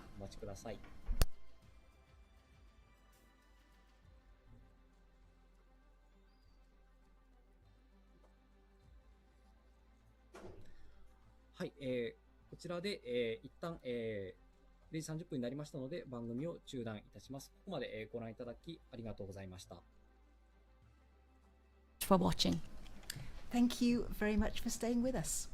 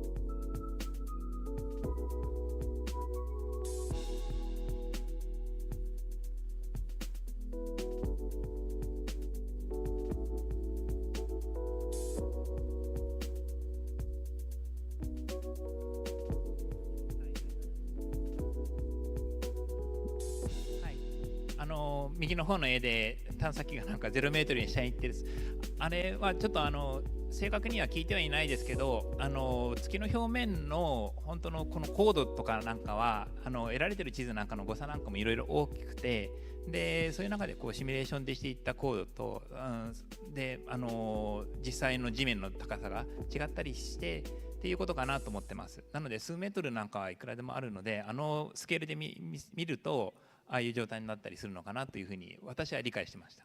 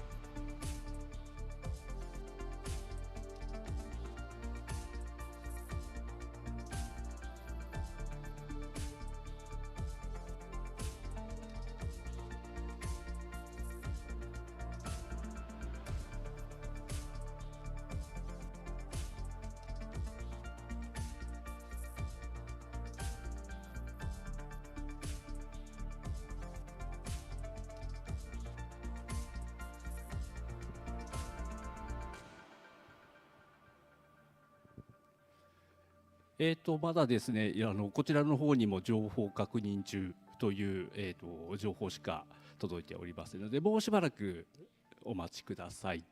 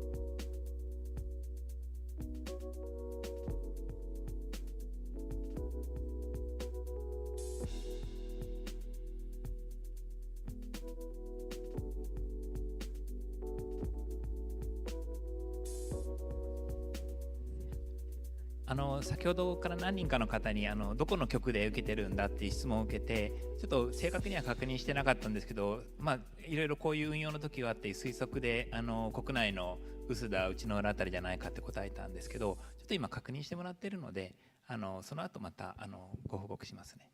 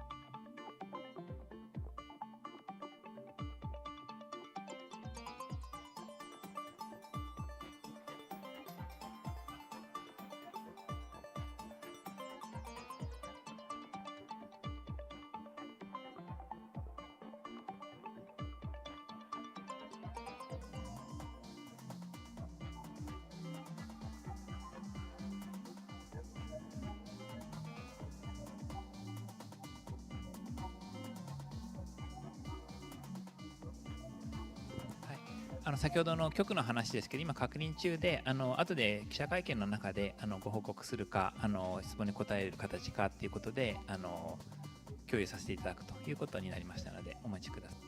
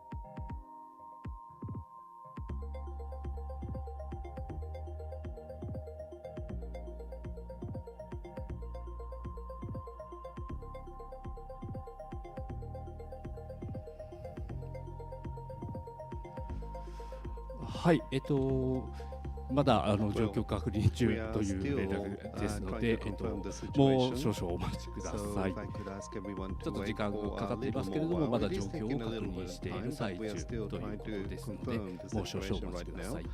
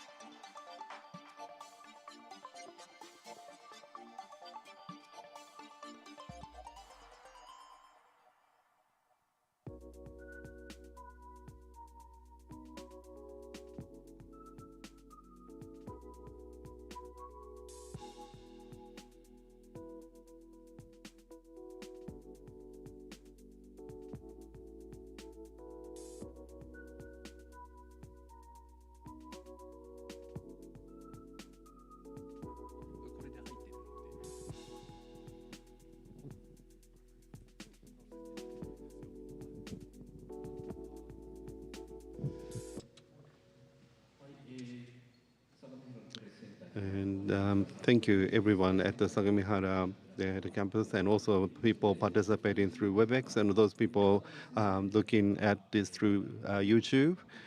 We are still trying to confirm the situation at the moment, and so I apologize to keep you waiting, but please bear with us for a little more while. And we did actually say that it could take as long as 2 hours at the most in the press kit in advance. And for those people participating through YouTube, please understand that it is taking a little bit of time, and we are trying to confirm the situation. Thank you.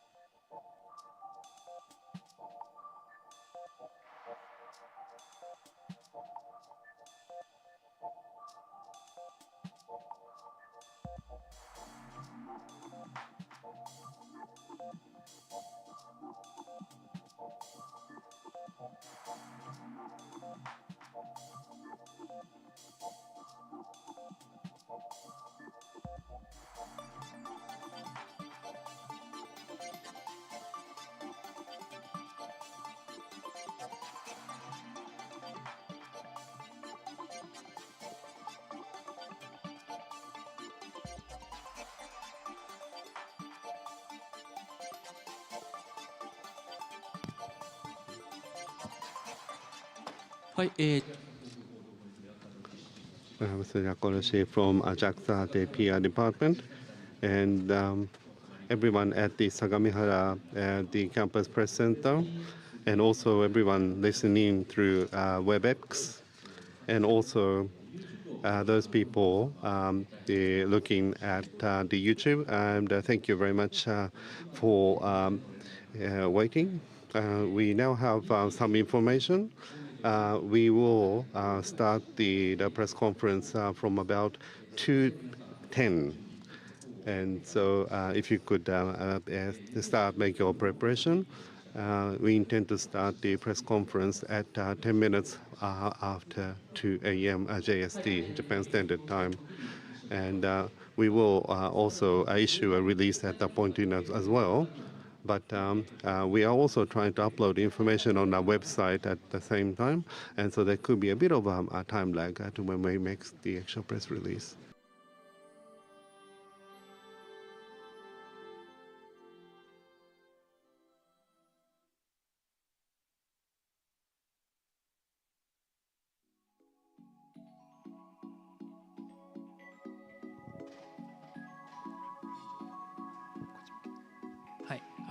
どうもありがとうございます。私記者会見まで、ということで担当してましたので、ここで失礼させていただきます。いろいろご質問いただきましてありがとうございました。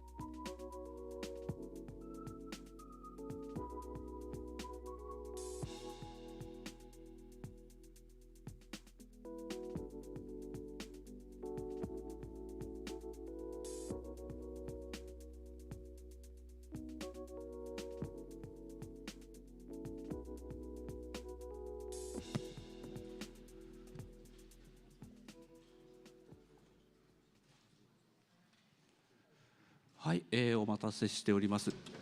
Thank you for waiting. My name is Kishi from the PR media of JAXA. We will be starting a press conference soon, so if I could ask you to be prepared.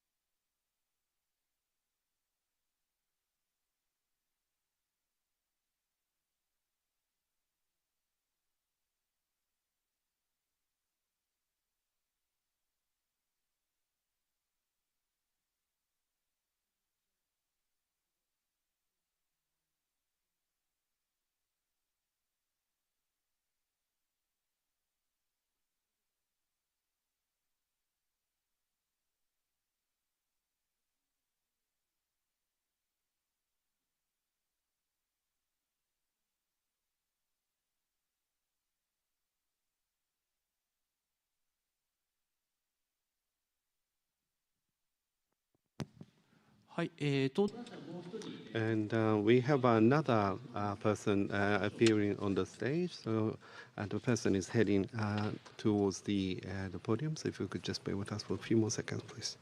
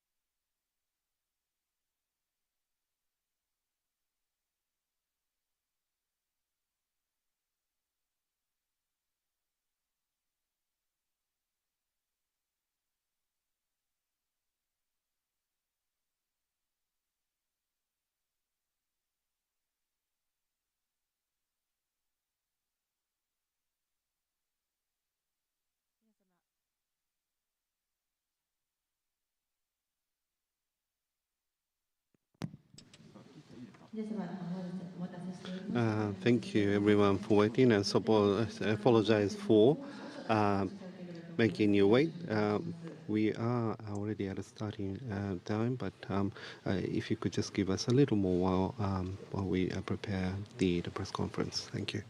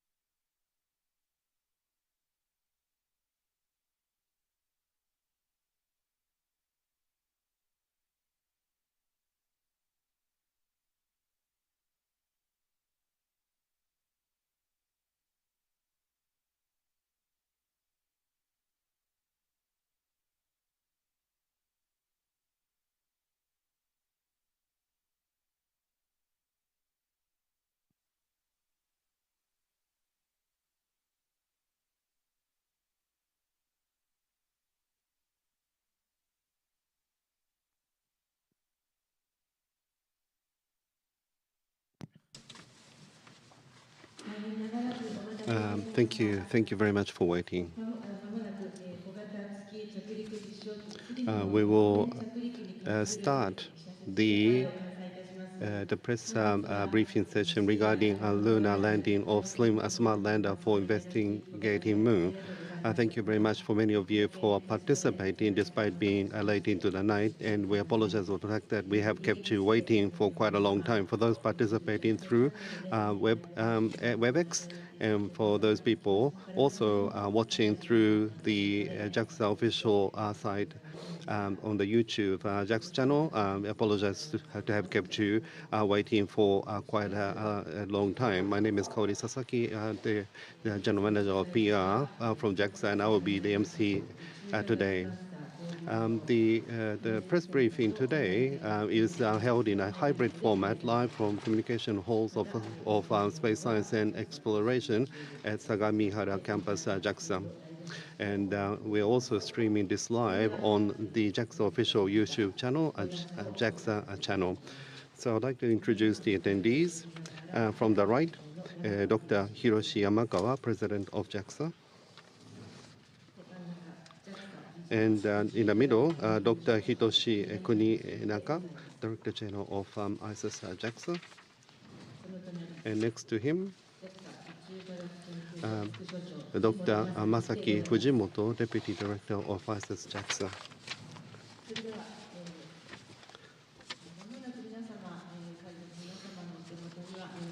And I think we are handing out the press release as of 10 minutes past 2. And so I'd like to ask the President to start with a statement. My name is Yamakawa, Director of President of JAXA. Thank you very much for many of you for participating today. I would like to start by saying a few things, then the details will be explained by Mr. Kuninaka. And on the 20th of January 2024, at 10:20 JST, a smart lander for investigating moon landed on the moon. We have been able to confirm that it has arrived on the moon surface. My name is Kuninaka, the Director General of ISIS. As was explained,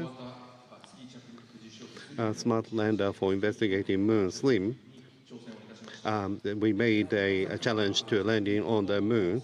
Now, the SLIM has been communicating to the Earth station, and it is receiving command from the Earth accurately, and the spacecraft is responding to these in a normal way. However, it seems that the solar cell is not generating electricity at this point in time. And since we are not able to generate electricity, and so the operation is being done using batteries on load. And based on the data, and landing has been stored on the spacecraft. And so we are trying to data source that to the Earth, and we are making effort to maximize the scientific the achievement. And during the descent to the moon, and while hovering above the moon surface, we have been able to separate LEV 1. And LEV 1, once separated, will automatically send the signal, and that has been successful. So we do consider LEV 1 and LEV 2 have been successfully separated. And we are making an effort to acquire data at this point in time. And in order for us to analyze the data, we will require some time. That has been the case scheduled from the start. And so in regards to sharing of the data, we will require a little more time. And so what we know at this point in time is, as I have explained, and so we are still gathering data to understand the situation of this spacecraft. Also,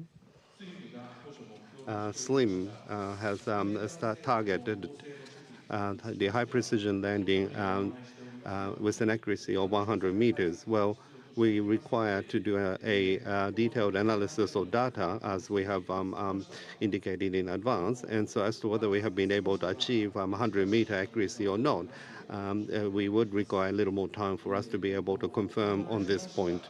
And also,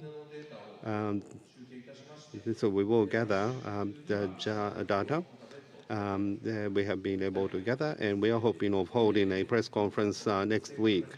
As for the precise date, we will inform you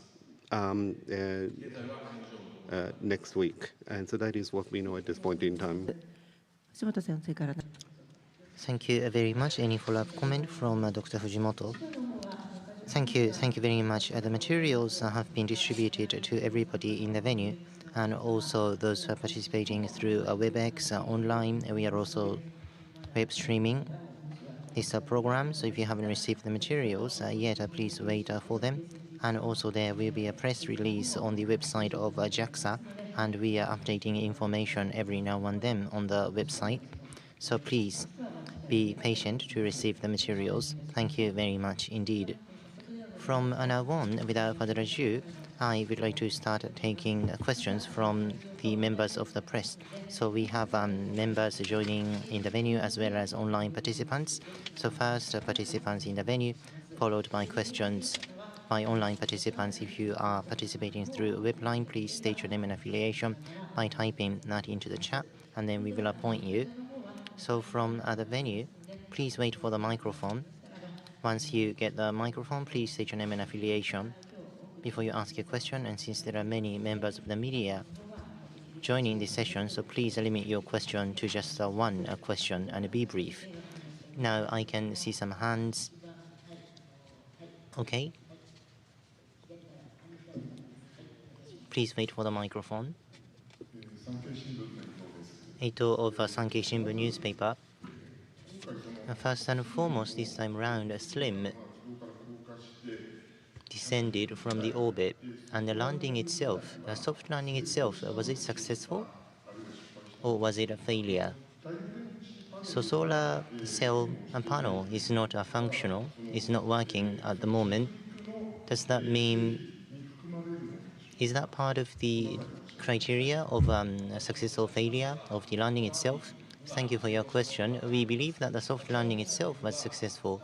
The major reason is because the spacecraft was able to send telemeter to Earth, which means that most of the equipment on the spacecraft is functional, working properly. So as you could see online, 10 kilometers was the altitude from which descent was made. So if the powered descent wasn't successful, then there would have been a collision at a very high speed. Then the spacecraft's function would have been lost completely. But now it is still sending a data properly to Earth, which means our original purpose, objective of soft landing was successful. I believe this is the evidence for that. Thank you I'm very happy to hear that. If that's the case, the trouble is just around solar cell. It's a separate trouble or problem from the soft landing. Thank you. The person towards my right will take a microphone to you. Kinata from NHK. No, the solar cell is not generating electricity right now. And is that a trouble of the solar panel itself, or is it the attitude or direction, or what are the possible reasons for this? Yes, as you have indicated, the hardware of the solar cell and also the section receiving the electricity could be the cause of the trouble.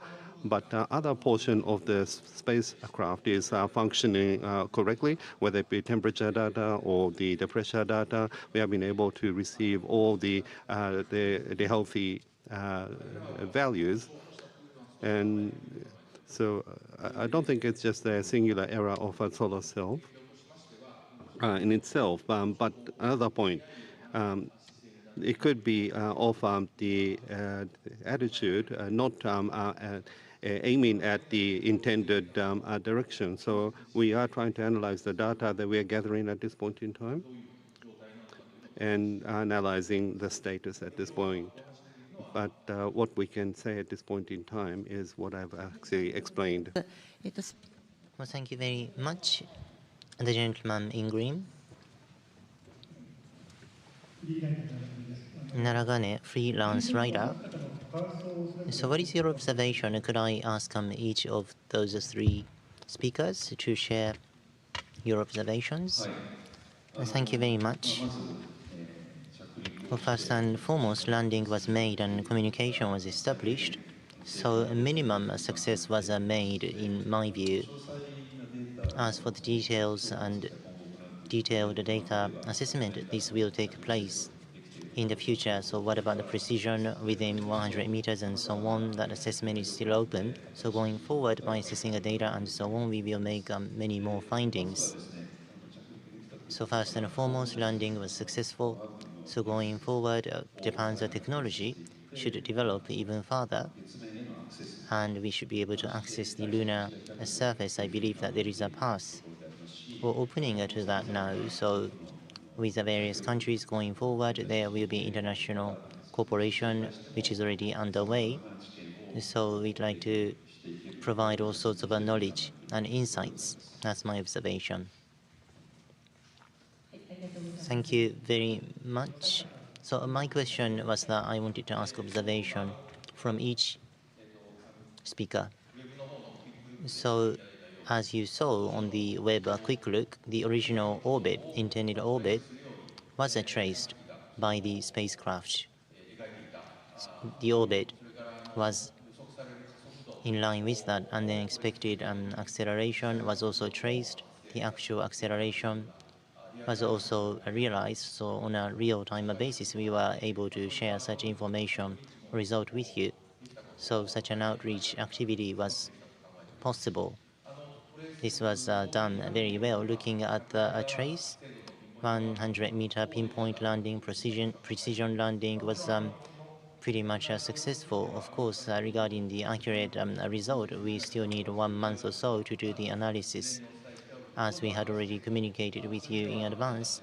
But in that sense, we cannot say anything definitively. It is premature to try to do that, but the intended course was followed. So I personally observed that the pinpoint landing was also successful.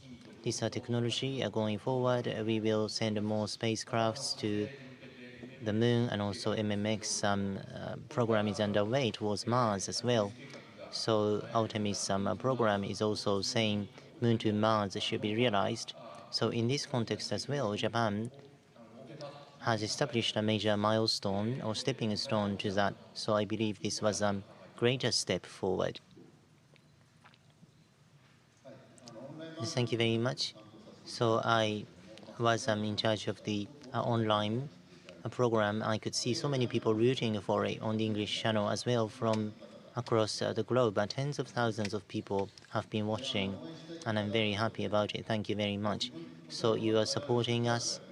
We are in space science, so at the end of the day, we are doing things we are supposed to be doing, we should be doing, but it's not just really about your ego. It is about people supporting you. Then we will be even more motivated. Slim is such a difficult mission, but we've reached this point, and that is because of the support that you've been providing, and the team has been motivated even more. I believe this is the reason why we have been able to do this. Thank you. Thank you. Yes, the person at the front. The third person from here, yes. Please go ahead. My name is Inoue, a freelancer. Now, the solar cell is not generating electricity as you have explained, but based on the plan, for how long could the spacecraft continue to operate? And acquisition of data from the lunar surface is what you're going to prioritize. But in terms of data, do you have priority of what you would like to obtain? Well, right now, we are operating using battery mode. And in order to conserve the battery, the electricity, we have shut off the heat electricity in order to prolong its life. And also, the trajectory navigation data when the spacecraft was moving to the landing site, we actually took photos of the crater, but we are downloading that with priority. And so navigation technology, navigation data, in other words, as to whether SLIM have been able to obtain these data accurately or not. So once we obtain this data, then we know what type of trajectory the spacecraft took in making its descent, and also be able to reproduce or regenerate the trajectory it took to the lunar surface. So that would be the data we want to download with priority. We also have multi-band camera. So the mantle substance composition can be analyzed using this the multi-band the camera. So we want to make sure that we will try to function this with a priority. But there is a limit to the battery. And so at this point in time, the battery power is likely to last for several hours. And so it's already been 1 hour since landing. But within the time available, we will try to do what we can do with our priority. Thank you very much. Okay, so the lady over there, well, thank you very much. I am writing for a Newsweek. A freelance writer, Akane is my name. Congratulations on a successful landing. So solar power cell is not working currently. So Slim, can you take pictures itself and 100-meter pinpoint landing, success or failure? I understand that Slim can take pictures to make such a judgment, and going forward, if solar power may not be restored, then pinpoint landing judgment, would it become difficult?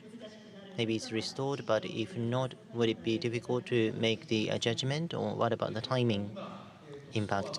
Well, thank you very much. The stored data is now being downlinked, and by doing so on the flight path, what sort of data did it take? We will be able to understand that largely, and then currently it is receiving reception or signals. So from the Earth's orbit or trajectory, decision technology can be used to identify where signals are coming from. And already this decision-making technology for trajectory, this cannot be done on a real-time basis. Data has to be analyzed to identify the positioning.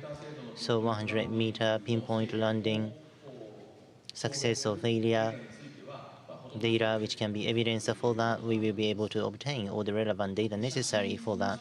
As for the photos or pictures it can take, the spacecraft was up in the air, and then it took some pictures. I believe you're talking about those photos.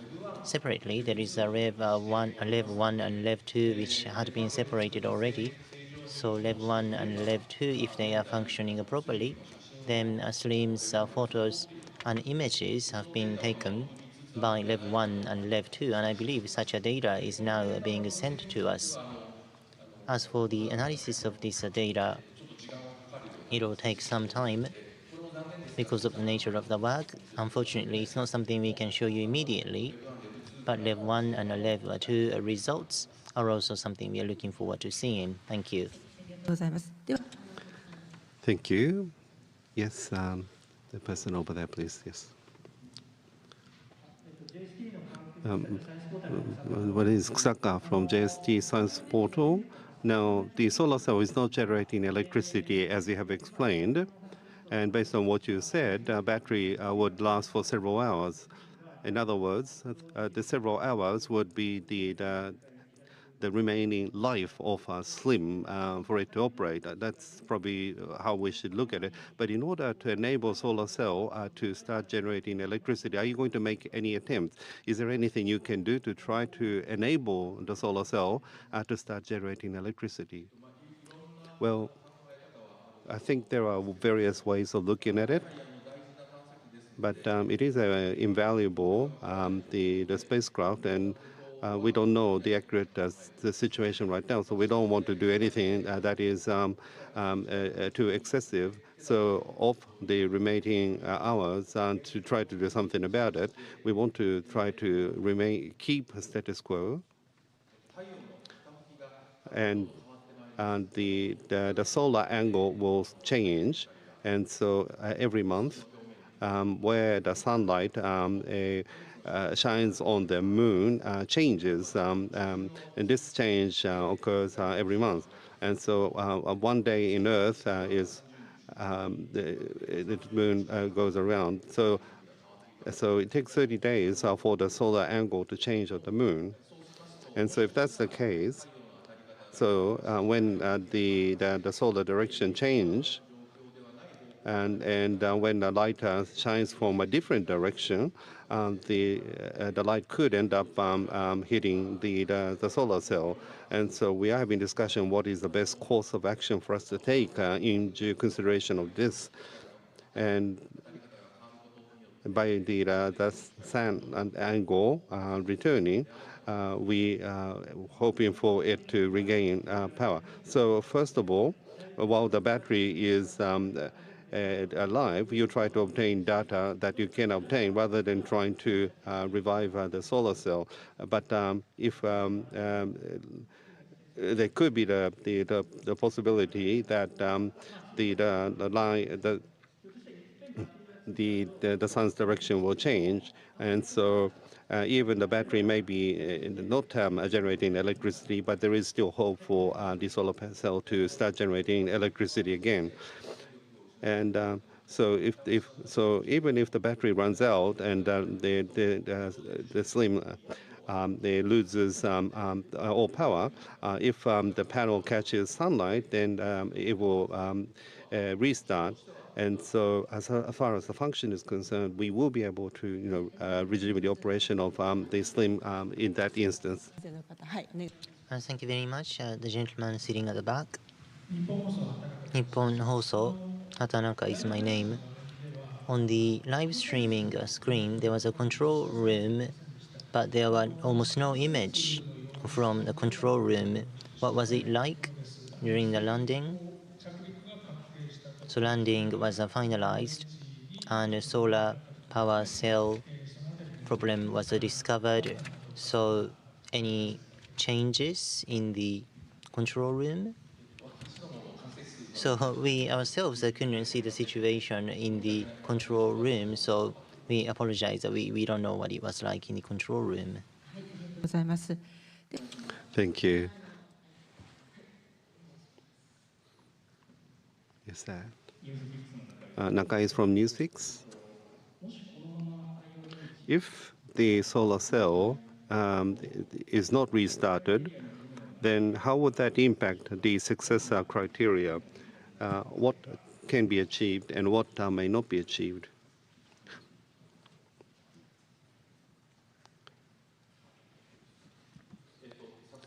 Well, in terms of success criteria, so you have the minimum success, the full success, and extra success.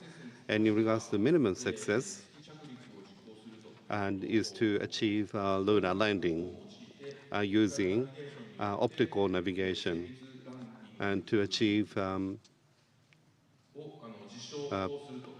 precision landing, and to demonstrate that, and also develop a lightweight spacecraft system and check its operation in orbit. So these are the minimum success criteria. So in that regard, we do feel that we have been successful in achieving the minimum criteria. For full success, achieve high precision landing within 100-meter accuracy. And in this regard, as I've been explaining from the outset, it will take about a month to do an accurate analysis. So, but as you saw on the real-time the live stream, the SLIM did trace the expected cause. So my personal impression is that we probably have been able to more or less achieve a high precision landing within 100-meter accuracy. And so the solar cell state is unlikely to impact the full the success criteria. Extra, continue activities on a lunar surface for a certain period of time until sunset. Well, in this regard, it requires the function of the solar cell. So in regards to extra success, there is a possibility of not being able to achieve this. Thank you very much. Yes, over there, please. 月刊星ナビ中野 Well, first of all, Japan has become the 5th country which made a success on this landing mission. Congratulations. So the current posture of the spacecraft, now the solar cell is not generating electricity. So after the vertical landing, it touched the lunar surface in its right position, or is the posture the same, or is it upside down? For example, the solar cell is at the bottom. Do you have any information about the posture of the spacecraft? Well, thank you. We are now gathering information and performing analysis. So at this point in time, we cannot give you a response. If that's, thank you. So once you receive some data through downlink, you can get some information to make a judgment. Yes, we have obtained data, so perform analysis would be possible. And so next, we would like to now receive questions from those people participating through WebEx. We'll come back to questions from the venue once again. But if you would like to ask a question from WebEx, please send in your question on the chat, but please mention your name. So please write in your questions if you have one.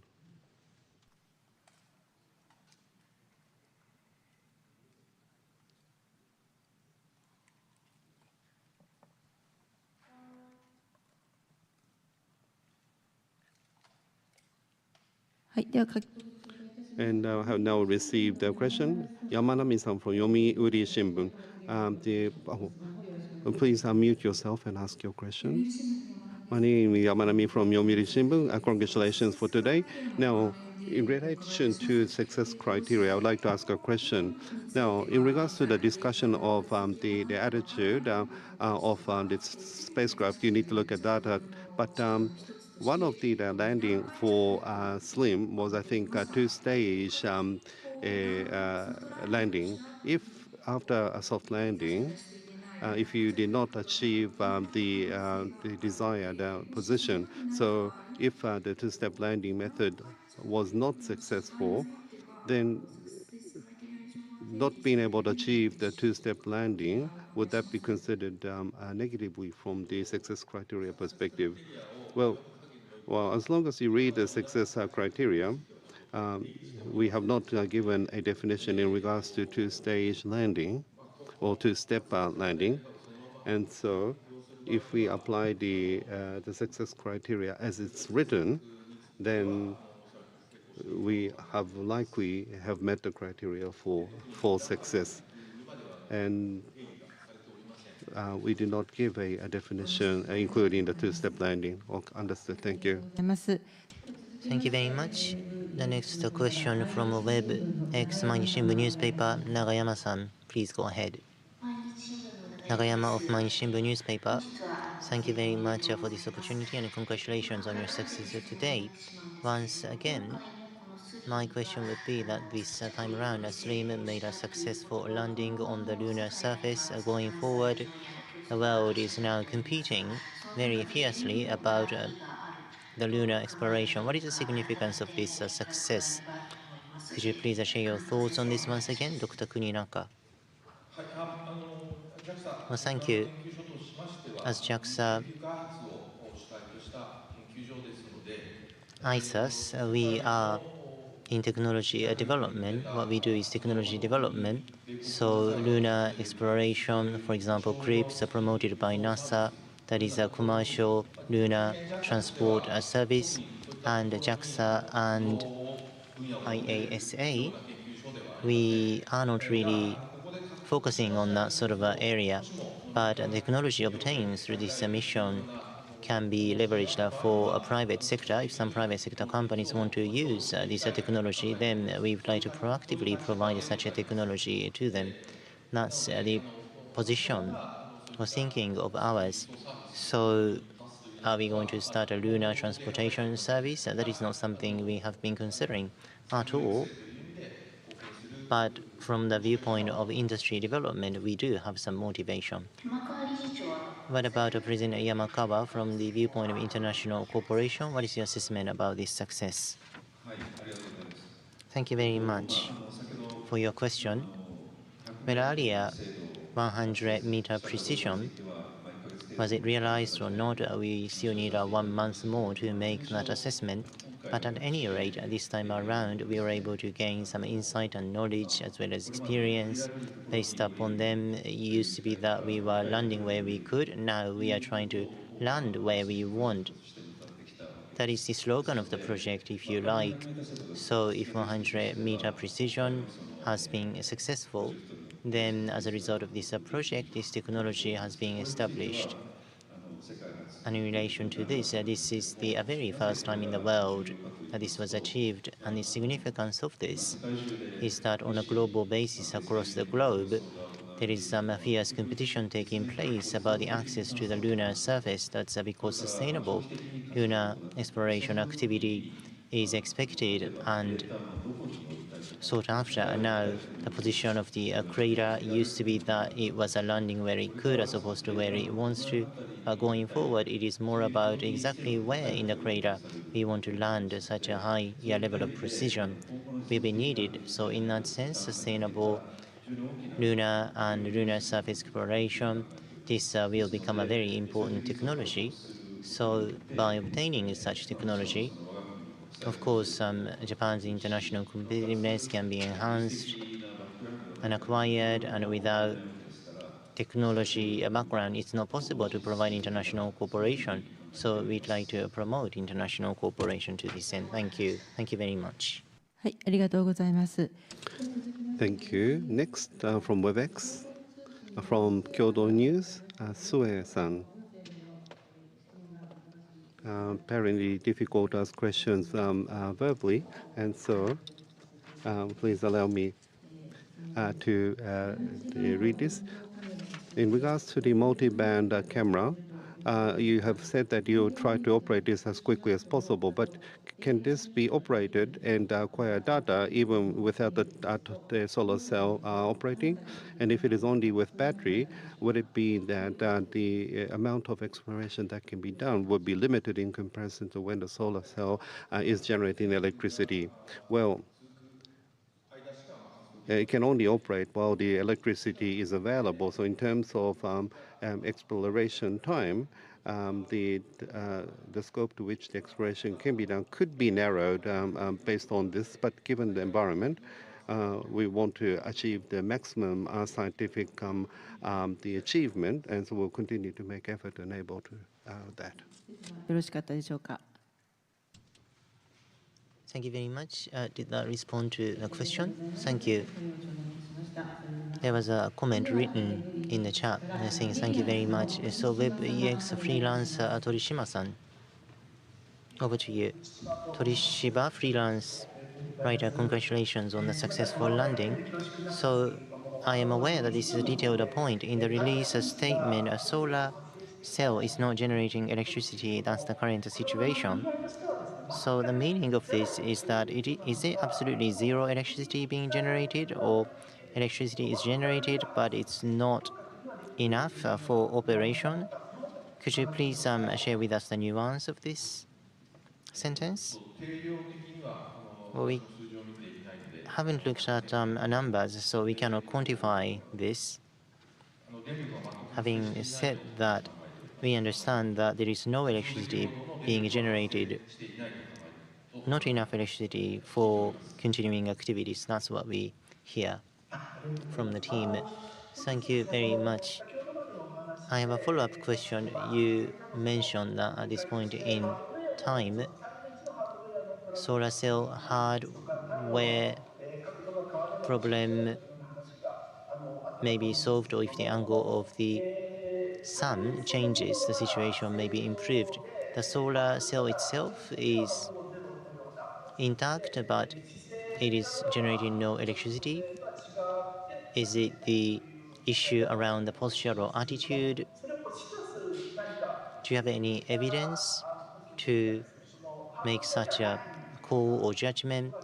So you mentioned that this may not be a hardware problem. Do you have any evidence for that? What is the rationale?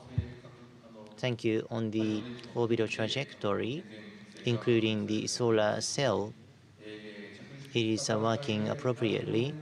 And also after the landing was made, it is very unlikely that damage was made to the solar cell only. The feature of SLIM is that it is a small, lightweight one, 700 kilograms, which is only about a small car weight. That's how the design and manufacturing and production was done. So it is a very compact one in terms of the equipment inside. So destroying or damaging the spacecraft when the solar cell only would be damaged, that is very unlikely. So we don't believe that it was a hardware damage because we cannot detect any damage to other parts of the spacecraft, and that's our thinking. Thank you. Thank you very much. Going forward, I'm looking forward to hearing some good news. Thank you. WebEx の方ご質問 Does anyone participating through WebEx have additional questions? If you have a question, please indicate this. It seems none, so we'll go back to the venue. And the person with the hands up right at the end, yes. My name is Fujisaki from Power Network, producing TV programs. Congratulations for your success. Now, it is quite late in the night right now, but there could be children or young people who are interested in space or about the moon. But with this success, do you have any message, particularly for young people and children and young people?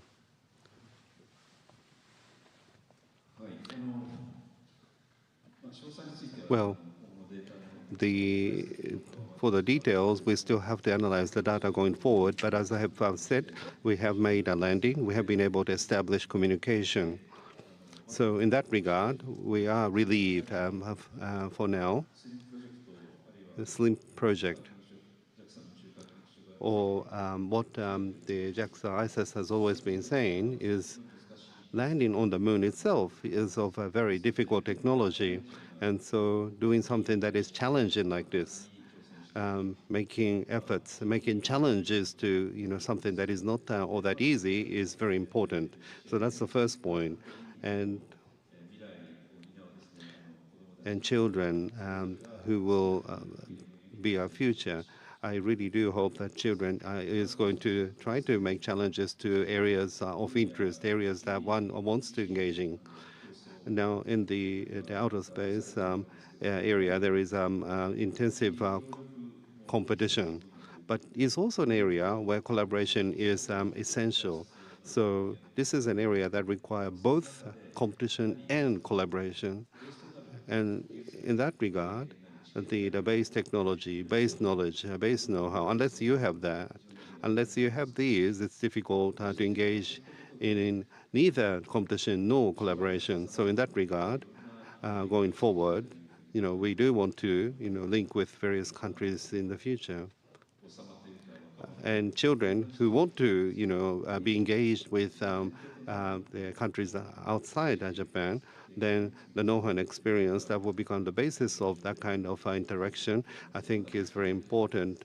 Now, at this point in time where we don't have accurate data, and so it may be too much for me to say this, but this is my thoughts at this point in time. Well, making preparation for the SLIM mission, I've spoken with many people, and someone said that no one on this earth has never seen a moon. So when children look up to the moon from tomorrow, And so Slim landed in that location of the moon that we said that we're going to land, and we made that landing. But why did Slim actually